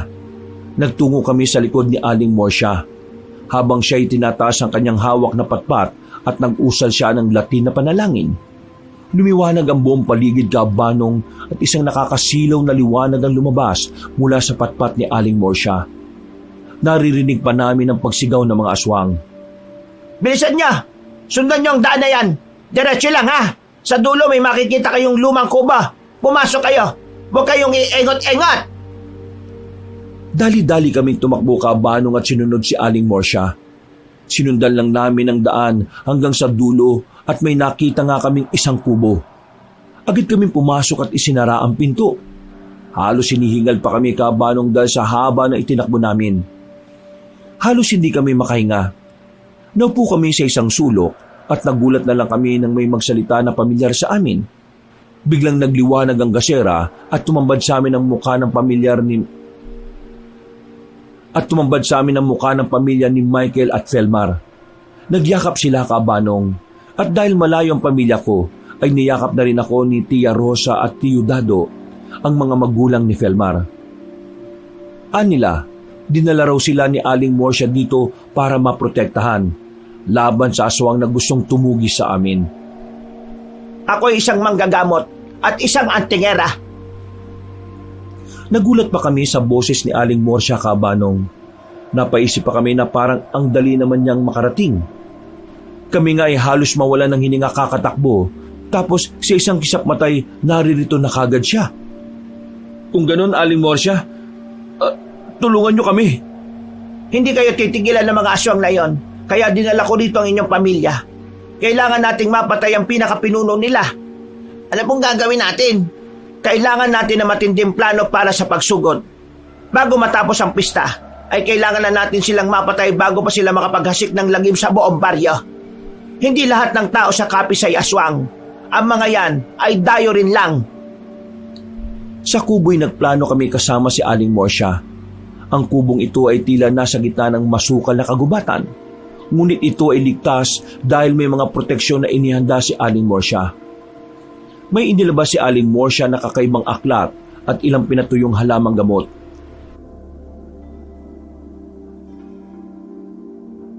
Naglagay siya ng kaunting pinatuyong dahon sa kandila at nag-usal siya ng panalangin. Tingnan nyo, hindi lang sila basta aswang. Isang malakas na aswang. Naghahanap sila ng mga taong ihahanda sa kanilang pista. Hindi kami papayag, Aling Morsia. Pero paano? Napakarami nila. Buong pamilya at barangay. Ang mga aswang sa barangay na ito ng Kapis ay hindi sila tulad ng ordinaryong halimaw. Hindi lang sila natatakot sa bawang o asin. Ito ay isang lipunan. At ang puso ng lipunan ito ay ang pinuno. Sino pong pinuno, Aling Morsia? Si Mambaste? Mas mataas pa kay Mambaste. Siya ang reyna ng lahat ng ito. At siya ang ugat ng kasamaan sa barangay na ito. Habang nagsasalita si Aling Morsia Cabanong, ay direkta siyang nakatingin sa akin na parabang ako ang pinuno. Muntik pa nga akong magduda sa sarili ko nang magsalita si Michael na ikinalaki ng mga mata ko. Sino po? Si Rodolfo? Natigilan si Michael Cabanong nang titigan siya ni Aling Morsia. Kung hindi ka ba naman, paano siya magkakasama kayo? At reyna ba siya? Bakit naman kasi nakatingin kayo sa kanya? Kaya akala ko, siya. Magtigil ka na nga muna. Si Inday Hana, siya ang aswang na pinakaulo ng lahat. Nagulat kaming tatlo, Cabanong. Hindi namin lubos sa kalain na si Hana ang pinakamataas sa lahat ng aswang. Pero, paano siya matatalo? Inilabas ni Aling Morsia ang anting-anting sa kanyang liig. Isang maliit na balat na may laman ng langis. Ang kanilang kapangyarihan ay nasa kanilang mga hininga. Kung walang hininga, wala silang lakas para mag-anyong tao at mang-akit. Kailangan nating tamaan ang pinakapuso ng kanilang panlilinlang. Ang plano natin ay ito. Napatingin pa siya sa amin, Cabanong, habang kami ay matamang naghihintay sa kanyang sasabihin. Si Inday Hana, ang reyna, siya ang sentro ng pagdiriwang at ng kasamaan. Siya ang ating pakay, ang ating target. Ang punteriya natin, hindi ang puso o ulo. Kailangan nating tamaan ng kanang dibdib, kung saan naroon ang kanilang anting-anting na nagtatago ng kanilang tunay na anyo at nagpapalakas ng kanilang tinig. Naglabas ng mga armas si Aling Morsia Cabanong at talaga namang humanga kami ng husto. Napakarami kasi niyang sandata na hindi ko alam paano gamitin. Ano ba ang alam namin mga naglalako lang ng isda sa ganitong bagay? Rodolfo, gamitin mo ang aking banal na patpat. Inabot niya sa akin ang kanyang patpat, Cabanong. Hinagod ko pa ito ng tingin dahil wala akong ideya paano ito gamitin. Ito ay pinahira ng langis ng San Telmo. Hindi ito pumapatay, pero nagpapahina ng kanilang enerhiya at nag-iiwan ng marka. At ikaw naman, Felmar, gagamitin mo ang mga bala ng bawang at aserong pinalaspas. Layunin mo ang mga tagasunod upang abalahin sila. Napatingin si Aling Morsia sa sabik na si Michael. Napapangisi pa ito habang nakasimangot naman na matanda. Ikaw naman, gamitin mo ang pampalakas loob. Pagturo ni Aling Morsia sa kandila na sinundan naman naming tatlo ng tingin. Mananatili ka rito at magdarasal. Kailangan mo ng lakas. At isa ka ring pain. Ano? Pain? Ang pinuno ay ikaw ang unang pinag-iinteresan. Tsak na ikaw ang hahanapin nila. Kukuha ka ng atensyon nila at dadalhin mo sila sa plaza. Bakit to sa plaza? Dahil nandoon ang sentro ng kanilang ritual. Doon natin sila sasalakayin. Ngayon, Rodolfo, kailangan mong kunin ang pana at palaso mula sa ilalim ng altar ng simbahan. Sa lumang simbahan na hindi kayang pasukin ng mga aswang, ang pamilya ninyo ay ililipat ko roon para mas ligtas. Ang pan at palaso ay pinagpala at makakatulong para tamaan ng reyna. Sige po, gagawin namin, Aling Morsya. Wala ng oras. Naghihintay na sila sa inyo. Ihanda na ninyo ang inyong loob. Tumingin si Aling Morsya sa labas, kung saan maririnig ang mahihinang dagundong at kakaibang iyak ng mga aswang na naghahanap. Maaga pa, ngunit kailangan na nating magmadali. Dadaling ko na ang pamilya nyo sa silong ng simbahan. Ako mag-aatid sa kanila. Hindi kayang pasukin nyo ng mga aswang habang may proteksyon ng simbahan. Salamat po, Aling Morsya. Walang anuman. Ngayon, ayusin na natin ang plano. Habang wala si Michael ay kailangan nyong maghanda. Ang hudyat ni Michael, kapag matagumpay niyang madala sa gitna ng plaza mga aswang, ay ang kanyang pagsigaw. Naunawa namin, Aling Morsya. Unahin niyong kunin ng sandata. Alam mo na kung saan makikita, Rodolfo. Umalis na kami, Kabanong, habang si Aling Morsya ay sa ibang direksyon dumaan kasama ang pamilya nila Michael.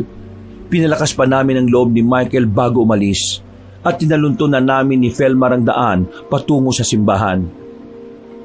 Pumasok kami ng palim sa loob ng simbahan nang makarating na kami. Madilim sa loob. Tanging mga kandila lamang ang nagbibigay liwanag. Ang altar, doon natin makikita ang pan at palaso. Mag-ingat tayo. Baka may aswang sa loob. Dahan-dahan akong lumapit sa likod ng lumang altar. Doon, may nakita akong lumang kahon na pinahiran ng langis. Binuksan ko ito. Sa loob, naroon ng isang antik na pana at 3 matatalim na palaso na may ukit at tila pinahiran ng langis. Hinawakan ko ang pana, Kabanong, at tila may kakaiba kong naramdaman na malakas na enerhiya. Ito na yung sandata. Kaya natin to, Rodolfo. Para sa bayan. Sige, tara na. Maganda na tayo. At ang reyna, kailangan natin siyang mapatay. Nagkukubli kami ni Felmar, Kabanong, sa isang madilim na sulok, malapit sa gilid ng plaza. Kasama si Aling Morsya. Maririnig ang sigaw ng mga aswang na palapit na. Senyales na malapit nang lumabas si Michael mula sa gubat. Ayon kasi kay Aling Morsya, hindi na masyadong ligtas ang pamilya nila Michael sa kubo. Dahil kaunting mahika na lang ang natitira sa kubo niya sapagkat dinala niya dito sa simbahan para sa mga taong hindi aswang. Malayo na kasi ang kubo niya para takbuhin pa ng magiging biktima nila Mang Basti. Ang tagal naman ni Michael. Sana ayos lang siya. Aling Morsya, may isang bagay na hindi ko maintindihan eh. Si Inday Hana, napakabait niya noon. Papanong siya ang reyna? Oo nga, Aling Morsya. Ang ama niya si Mang Basti. Tila mas mukhang hari. Pero bakit siya ang reyna? Sapagkat hindi laging ang pinuno ng isang angka ng pinakamakapangyarihan. Ang mga aswang sa kapis, sila ay pinamumunuan ng dugo at ng pinakamalakas na manlilinlang. Si Basti, siya ay isang tagagabay lamang sa reyna at ang tagagawa ng anting-anting. Ngunit si Inday Hana, siya ang may taglay ng pinakamalakas na boses at pinakamatinding karisma. Nagkatinginan kami ni Felmar, Kabanong. Naisip ko, kaya pala magaling si Inday Hana na magkubli. Dahil siya ang natatangi sa lahat ng aswang sa kanilang angkan. Ang mga aswang ay nabubuhay sa panlilinlang. Ginagamit ni Hana ang ganda niya para mag-imbita, magpababa ng loob at mangakit ng biktima. Ang tunay niyang kapangyarihan ay nasa kanyang pagpapanggap. Siya ang pinakamahusay na tagapagtago ng kanilang lihim. Siya ang dahilan kung bakit matagal na silang hindi natutuklasan sa pista. Kaya pala, nang narinig namin ang boses niya, biglang nag-iba. Naging boses ng alimaw. Tama, ang malambing na boses niya ay isa lamang maskara. Napatingin ako, Kabanong, sa seryosong mukha ni Aling Morsya. At kayo naman, Aling Morsya, noon, pinaghihinalaan namin kayong kasama nila. Kayo ang pinakamasungit at pinakakakaiba sa aming paningin. Nagulat kami, Kabanong, nang tumawa si Aling Morsya. Ito ang unang pagkakataong nakita namin siyang tumawa. Tawang bahagya ngunit wala ng galit. Kailangan kong maging masungit. Paano ko makakapagtago sa mga aswang kung ako mapagbigay at laging nakangiti? Lumapit siya sa amin, Kabanong. Nakangiti maging ang kanyang mga mata. ang hatid ng kanyang ngiti ay hindi na nagdudulot ng takot sa aming kaibuturan, kundi kabanatagan na sa aming kalooban. Kung isa ako sa kanila, papayagan ko ba kayong magbenta ng isda sa kapis at pauwiin? Hindi, kundi kasali na kayo sa niluluto katulad ni Edong. Naging masungit ako upang hindi nila ako paghinalaan na isa akong antingera na tumutulong sa mga taong gustong tumakas. Ipinakita niya sa amin ang rosaryo at ang kanyang patpat na ngayon ay ibinalik ko na sa kanya. Ito ang mga sandata ko sa mga mapagpanggap. Nasa ganun kaming seryosong usapan, Kabanong, nang biglang may narinig kaming malakas na sigaw mula sa di kalayuan. Sigaw yon ni Michael. Dito! Nandito ako, mga aswang! Handa na akong maging batchoy! Napapiling na lang kami sa sigaw ni Michael, Kabanong, kahit mapanganib na'y nakuha pang magbiro. At mas natawa kaming bahagya nang marinig ang sinabi ni Aling Morsya. Tingnan mo tong baliw na ito. Kung ako ang aswang, ano naman ang kakainin ko riyan? Halos puro buto na't mukhang hindi pa naliligo. Ayan na, nagtagumpay na si Michael sa pagpapain. Munta na tayo. Napatingin ako kay Aling Morsya, Kabanong, nang tawagin niya ako at nagbigay pa siya ng mga mahalagang bilin. Tandaan mo, Rodolfo, kanang dibdib, isang tama lang at mabibigo ang kanilang pista. Ang plaza ay madilim at iri, Kabanong. Tanging ang mga apuyan at kakaibang dekorasyon para sa pista ang nagbibigay ilaw. Sa entablado, nakatayo si Indayhana sa kanyang anyong reyna ng aswang. Masyadong maganda, ngunit may nakakatakot na presensya. Kasama niya si Mambaste at ang ilang pang matataas na aswang. Sa isang sulok, nakakubli kami nila Felmar at Aling Morsya habang naghahanda sa paglapit ni Michael, kasama ang mga aswang. Tulong! Inaabol nila ako! Lumabas na si Michael mula sa dilim. Kumaripas ng takbo patungo sa gitna ng plaza. Sa likod niya, mga 10 aswang ang humahabol na may matatalim ng ngipin at mahahabang kuko. Ayan na si Michael, Felmar. Handa na ba sandata mo? Oo, handa na, Rodolfo. Habang tumatakbo si Michael, ang isa sa mga aswang na humahabol ay tumalon. Direkta ito patungo sa likod ni Michael. Handa ng sakmalin. Yay! Bago pa man dumapo ang aswang kay Michael, Kabanong, isang hampas ng latigo ang pumunit sa hangin. Si Aling Morsya na gumamit ng isang anting-anting na latigo. Lumabas sa pinagtataguan at hinampas ang aswang. Wag na wag niyong didiskarta ng alaga ka! Ang aswang ay sumigaw ng malakas, Kabanong, dahil sa sobrang sakit at bumagsak sa lupa. Nakabaluktot ito at nababalot ang usok ang kanyang katawan. Felmar, ngayon na! Sige, tara na! Tumalong kami ni Felmar palabas ng aming pinagtataguan. Dala namin ang lakas ng loob at tapang na di namin alam kung saan namin nahugot. Indayhana! Tapos na ang laro mo! Lumingon si Indayhana sa amin, Kabanong. Ang kanyang nakakasilaw ng ngiti ay mas lumapad pa at mas nakakatakot. Mga duwag! Nagdala pa kayo ng matanda! Tapusin na ninyo sila! Sumugod ang mga natitirang aswang, kasama si Mambaste, patungo sa amin ni Felmar. Felmar, abalain mo ang mga tagasunod. Ako na kay Hana. Naglabas ng mga bala si Felmar at pinatamaan ng bawang at aserong bato ang mga papalapit na aswang. Habang abala mga ito, tumakbo ko patungo sa entablado. Hawak ang pana at palaso.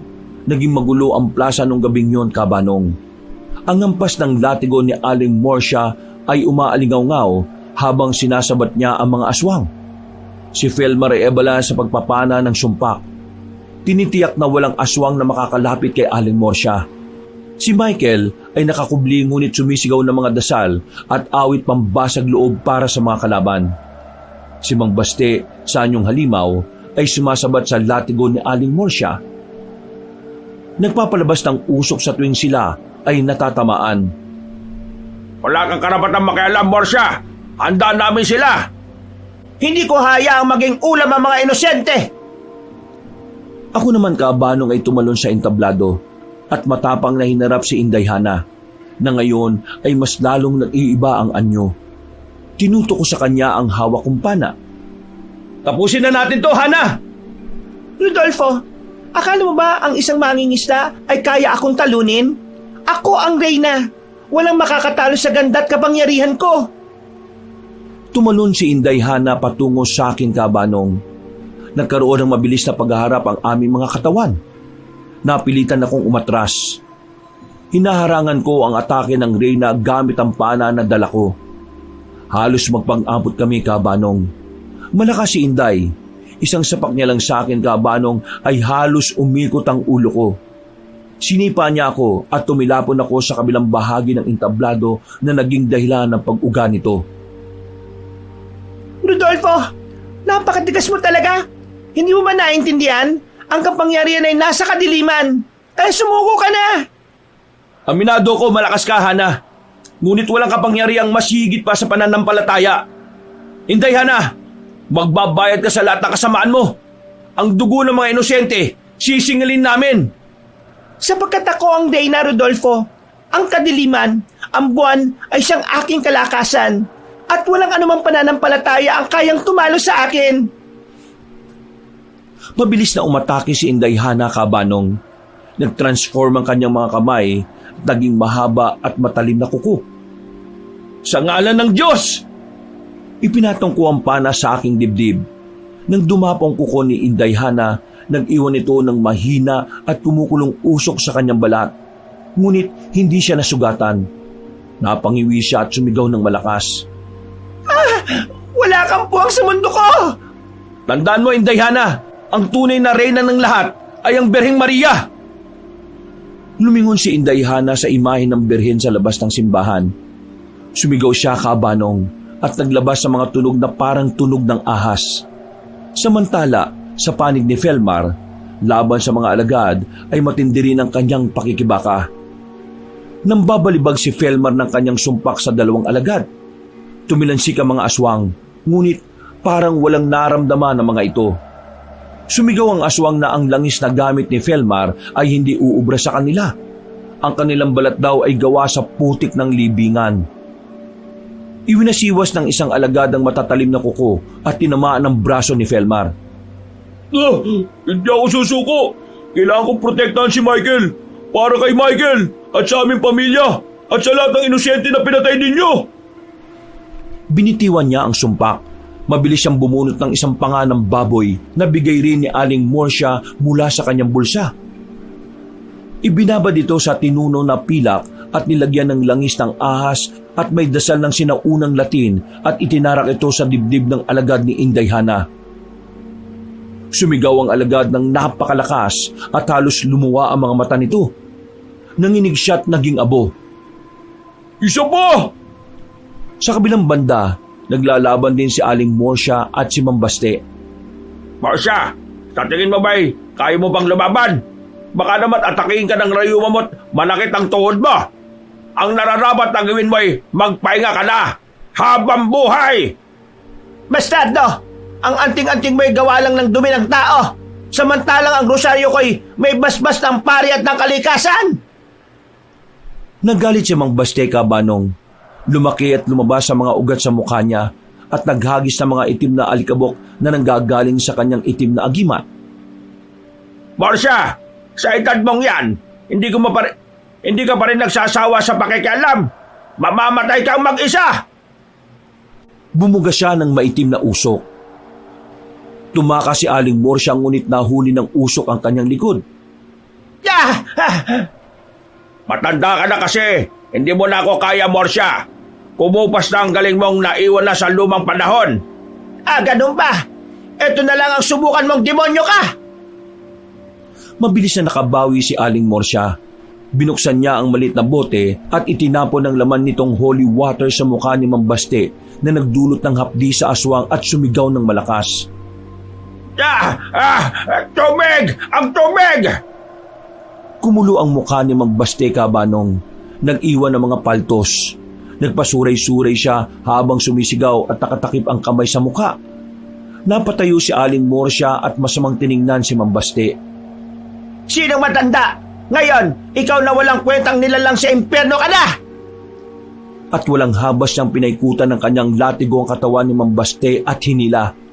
Nag-iwan pa ng marka at guhit sa katawan nito ang latigo na gawa sa buntot ng pagi. Napasigaw si Mang Bastet nag-uusok. Nanlaki ang mga mata ni Inday Hana nang makita ang kanyang ama. Habang ang pamilya niya'y nagbabadya ng sumugod kay Aling Morsia, mainam na lang at agad na naagapan ni Felmar. Si Michael naman ay lumabas sa kanyang lungga at nakipaglaban na rin habang nananalangin. Ama! Ama! Magbabayad kayong lahat! Susugod na sana siya nang bigla ko siyang harangan at itinutok ang pana sa kanya. Napatras si Inday Hana sa kapangyarihan ng pana na noon ko lang din napansin na may krus na nakaukit. Ngunit mabilis siyang nagpalit anyo. Lumabas ang pakpak ng paniki at naging binti ng aso ang kanyang mga paa. Ang reyna ng aswang ay lumipad na ngayon sa paligid ko. Wala kang laban sa akin, Rodolfo. Ako ang gabi. Ako ang gutom. Hindi kita hayaang manalo. Pagbabayaran niyo ng inyong dugot laman ang ginawa niyo sa aking ama. Ngayong gabi, tatapusin ko ang buhay ninyo. Para sa bayan, para sa Diyos, hindi kami susuko. Mamamatay ka. Nang sa ganon, makita na kayo ng Diyos mo. Magbabayad ka. Dumagundong sa buong baryo ang sigaw ni Hana. Lumakas ang hangin na sinabayan pa ng matinding kulog at kidlat. Kabanong, ang lakas ni Inday Hana ay hindi pangkaraniwan. Sa bawat sigaw niya ay nararamdaman ko ang panlalamig at panghihina. Kailangan ko maniwala. Hindi ako pababayaan ng Panginoon. Sinubukan ko na panain ang reyna, ngunit mabilis itong umiwas. Hindi ko siya natamaan. Lumipad siya pababa na kasing bilis ng kidlat at walang habas niya akong sinipa. Tumilapon ako kabanong at nakaramdam na matinding panghihilo. Humakbang si Inday Hana patalikod, sumanda sa isang haligi ng entablado at umiti ng mapang-uyam. Yan lang ba ang kaya mo? Masyado ka mahina. Siguro ibabalikan na lang kita. Uunahin ko lang ang mga kasama mo. Lalo na matandang nanakit sa ama ko. Naglakad siya patungo kina Aling Morsia kabanong na kasalukuyang nakikipaglaban sa kanyang ina't mga kapatid. Pinilit kong makatayo ngunit masakit ang aking katawan sa pagkakapalo sa malaking haligi ng entablado. Bastardo! Morsia! Pinatay mo ang aking mga alagad at ang aking ama! Magbabayad ka! Mabilis siyang tumakbo kabanong patungo kina Aling Morsia, Felmar at Michael. Habang ako'y pinipilit ang sarili na makatayo. Santa Maria! Ora pro nobis! Michael, dito! Pagilan ni Felmar kay Michael ay nagtago sa likod ni Aling Morsia. Bago pa man makalapit si Inday Hana kina Aling Morsia, ay inilabas ko ang isang tanso na ibinigay na rin sa akin ni Aling Morsia. Isang anting-anting na may nakaukit na mukha ni Santo Niño. Ibinato ko ito ng napakalakas patungo kay Inday Hana. Tumama ang tanso sa likod ni Inday Hana. Kahit maliit lang ang tanso, naglabas ito ng malakas na usok at umalingaw sa kanyang pagtama. Napapalingon si Inday Hana sa aking kabanong. Nagngingipin sa galit. Ang tanso ay tumalsik, ngunit nag-iwan ng marka ng paso sa kanyang balat.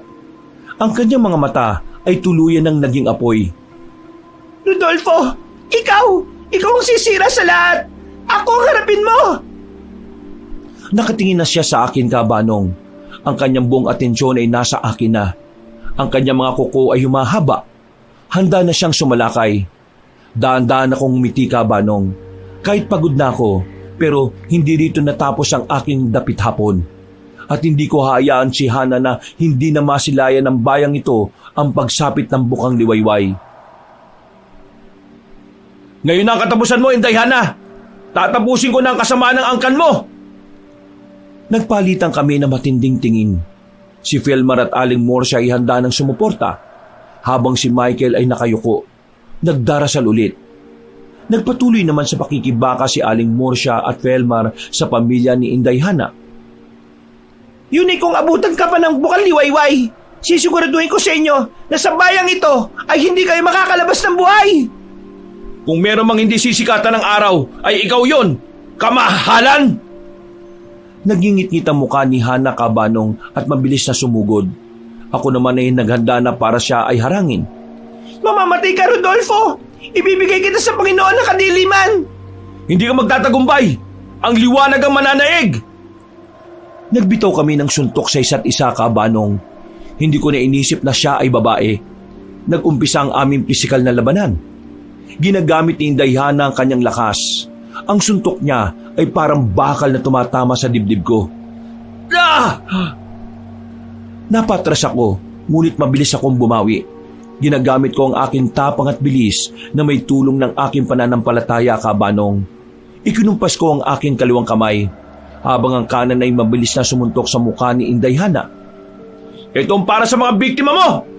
Ah! Hindi ka papantay sa aking lakas!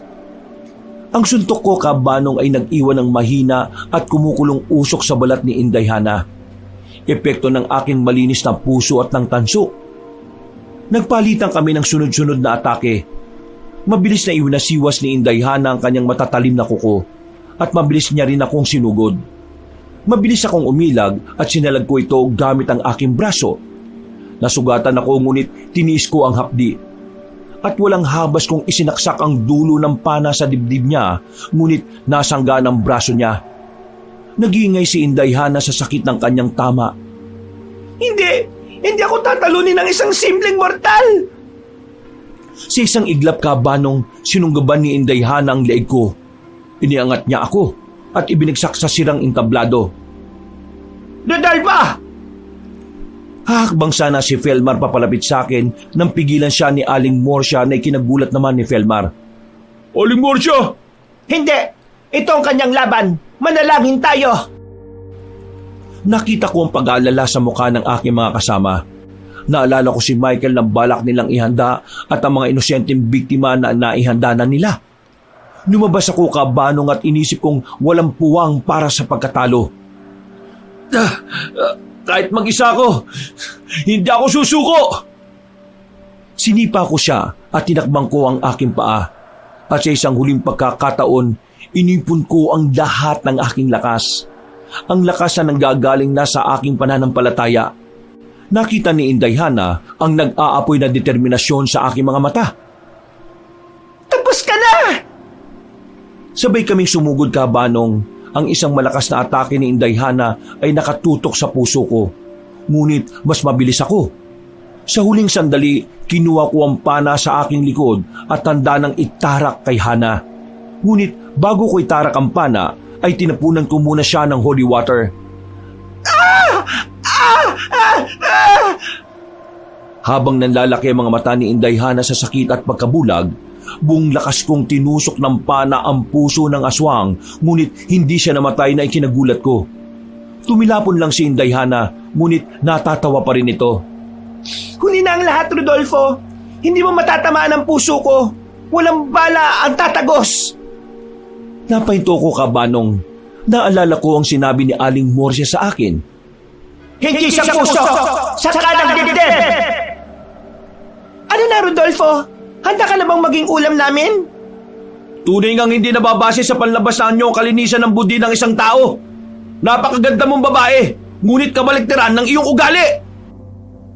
Nagkaroon ako ng sandaling pagkakataon, Kabanong. Huminga ako ng malalim. Ipinikit ko ang aking mga mata at nanalangin. Inilagay ko ang isang banal na palaso sa pana. Natawa si Indayhana, ngunit hindi ako nagpatinag, Kabanong. Sumugod siyang muli. Sinubukan niya akong pigilan. Kahit ilang beses mong panain ang puso ko'y hindi mo ako matatalo. Katapusan mo na, Inday, at ng iyong lahi. Hindi ako papayag na may mabiktima pa kayo. Anong laban ng isang mortal na katulad mo? Hindi rin ako makakapayag na dito magtatapos ang lahat. Maaring wala akong kapangyarihan sa inyo, ngunit ang panang ito na may basbas ng Diyos at ng mga sinugo ng kalikasan ang siyang maaaring magtapos ng buhay mo. Isa kang labastangan! Blasphemous S! Morere! Nangunot ang noo ko, Kabanong, sa sinabi ni Indayhana. Hindi ko kasi alam kung salitang pang-aswang ba yung sinabi niya noon, ngunit ang ibig sabihin daw noon ay isa kong lapastangan at mamamatay na ako. Sa isip ko noon kung anuman yung sinabi niya, ay hindi ko na muna iisipin at ang malagay mapatay ko siya ng gabing mismong yon. Para sa lahat ng mga naging biktima nyo! Binitiwan ko ang palaso. Tumama ang palaso. hindi sa puso kundi sa kanang dibdib ni Inday Hana. Pagdapo ng palaso, isang malakas na liwanag ang sumabog mula sa katawan ni Inday Hana. Umalingaw-ngaw ang isang nakabibinging hiyaw.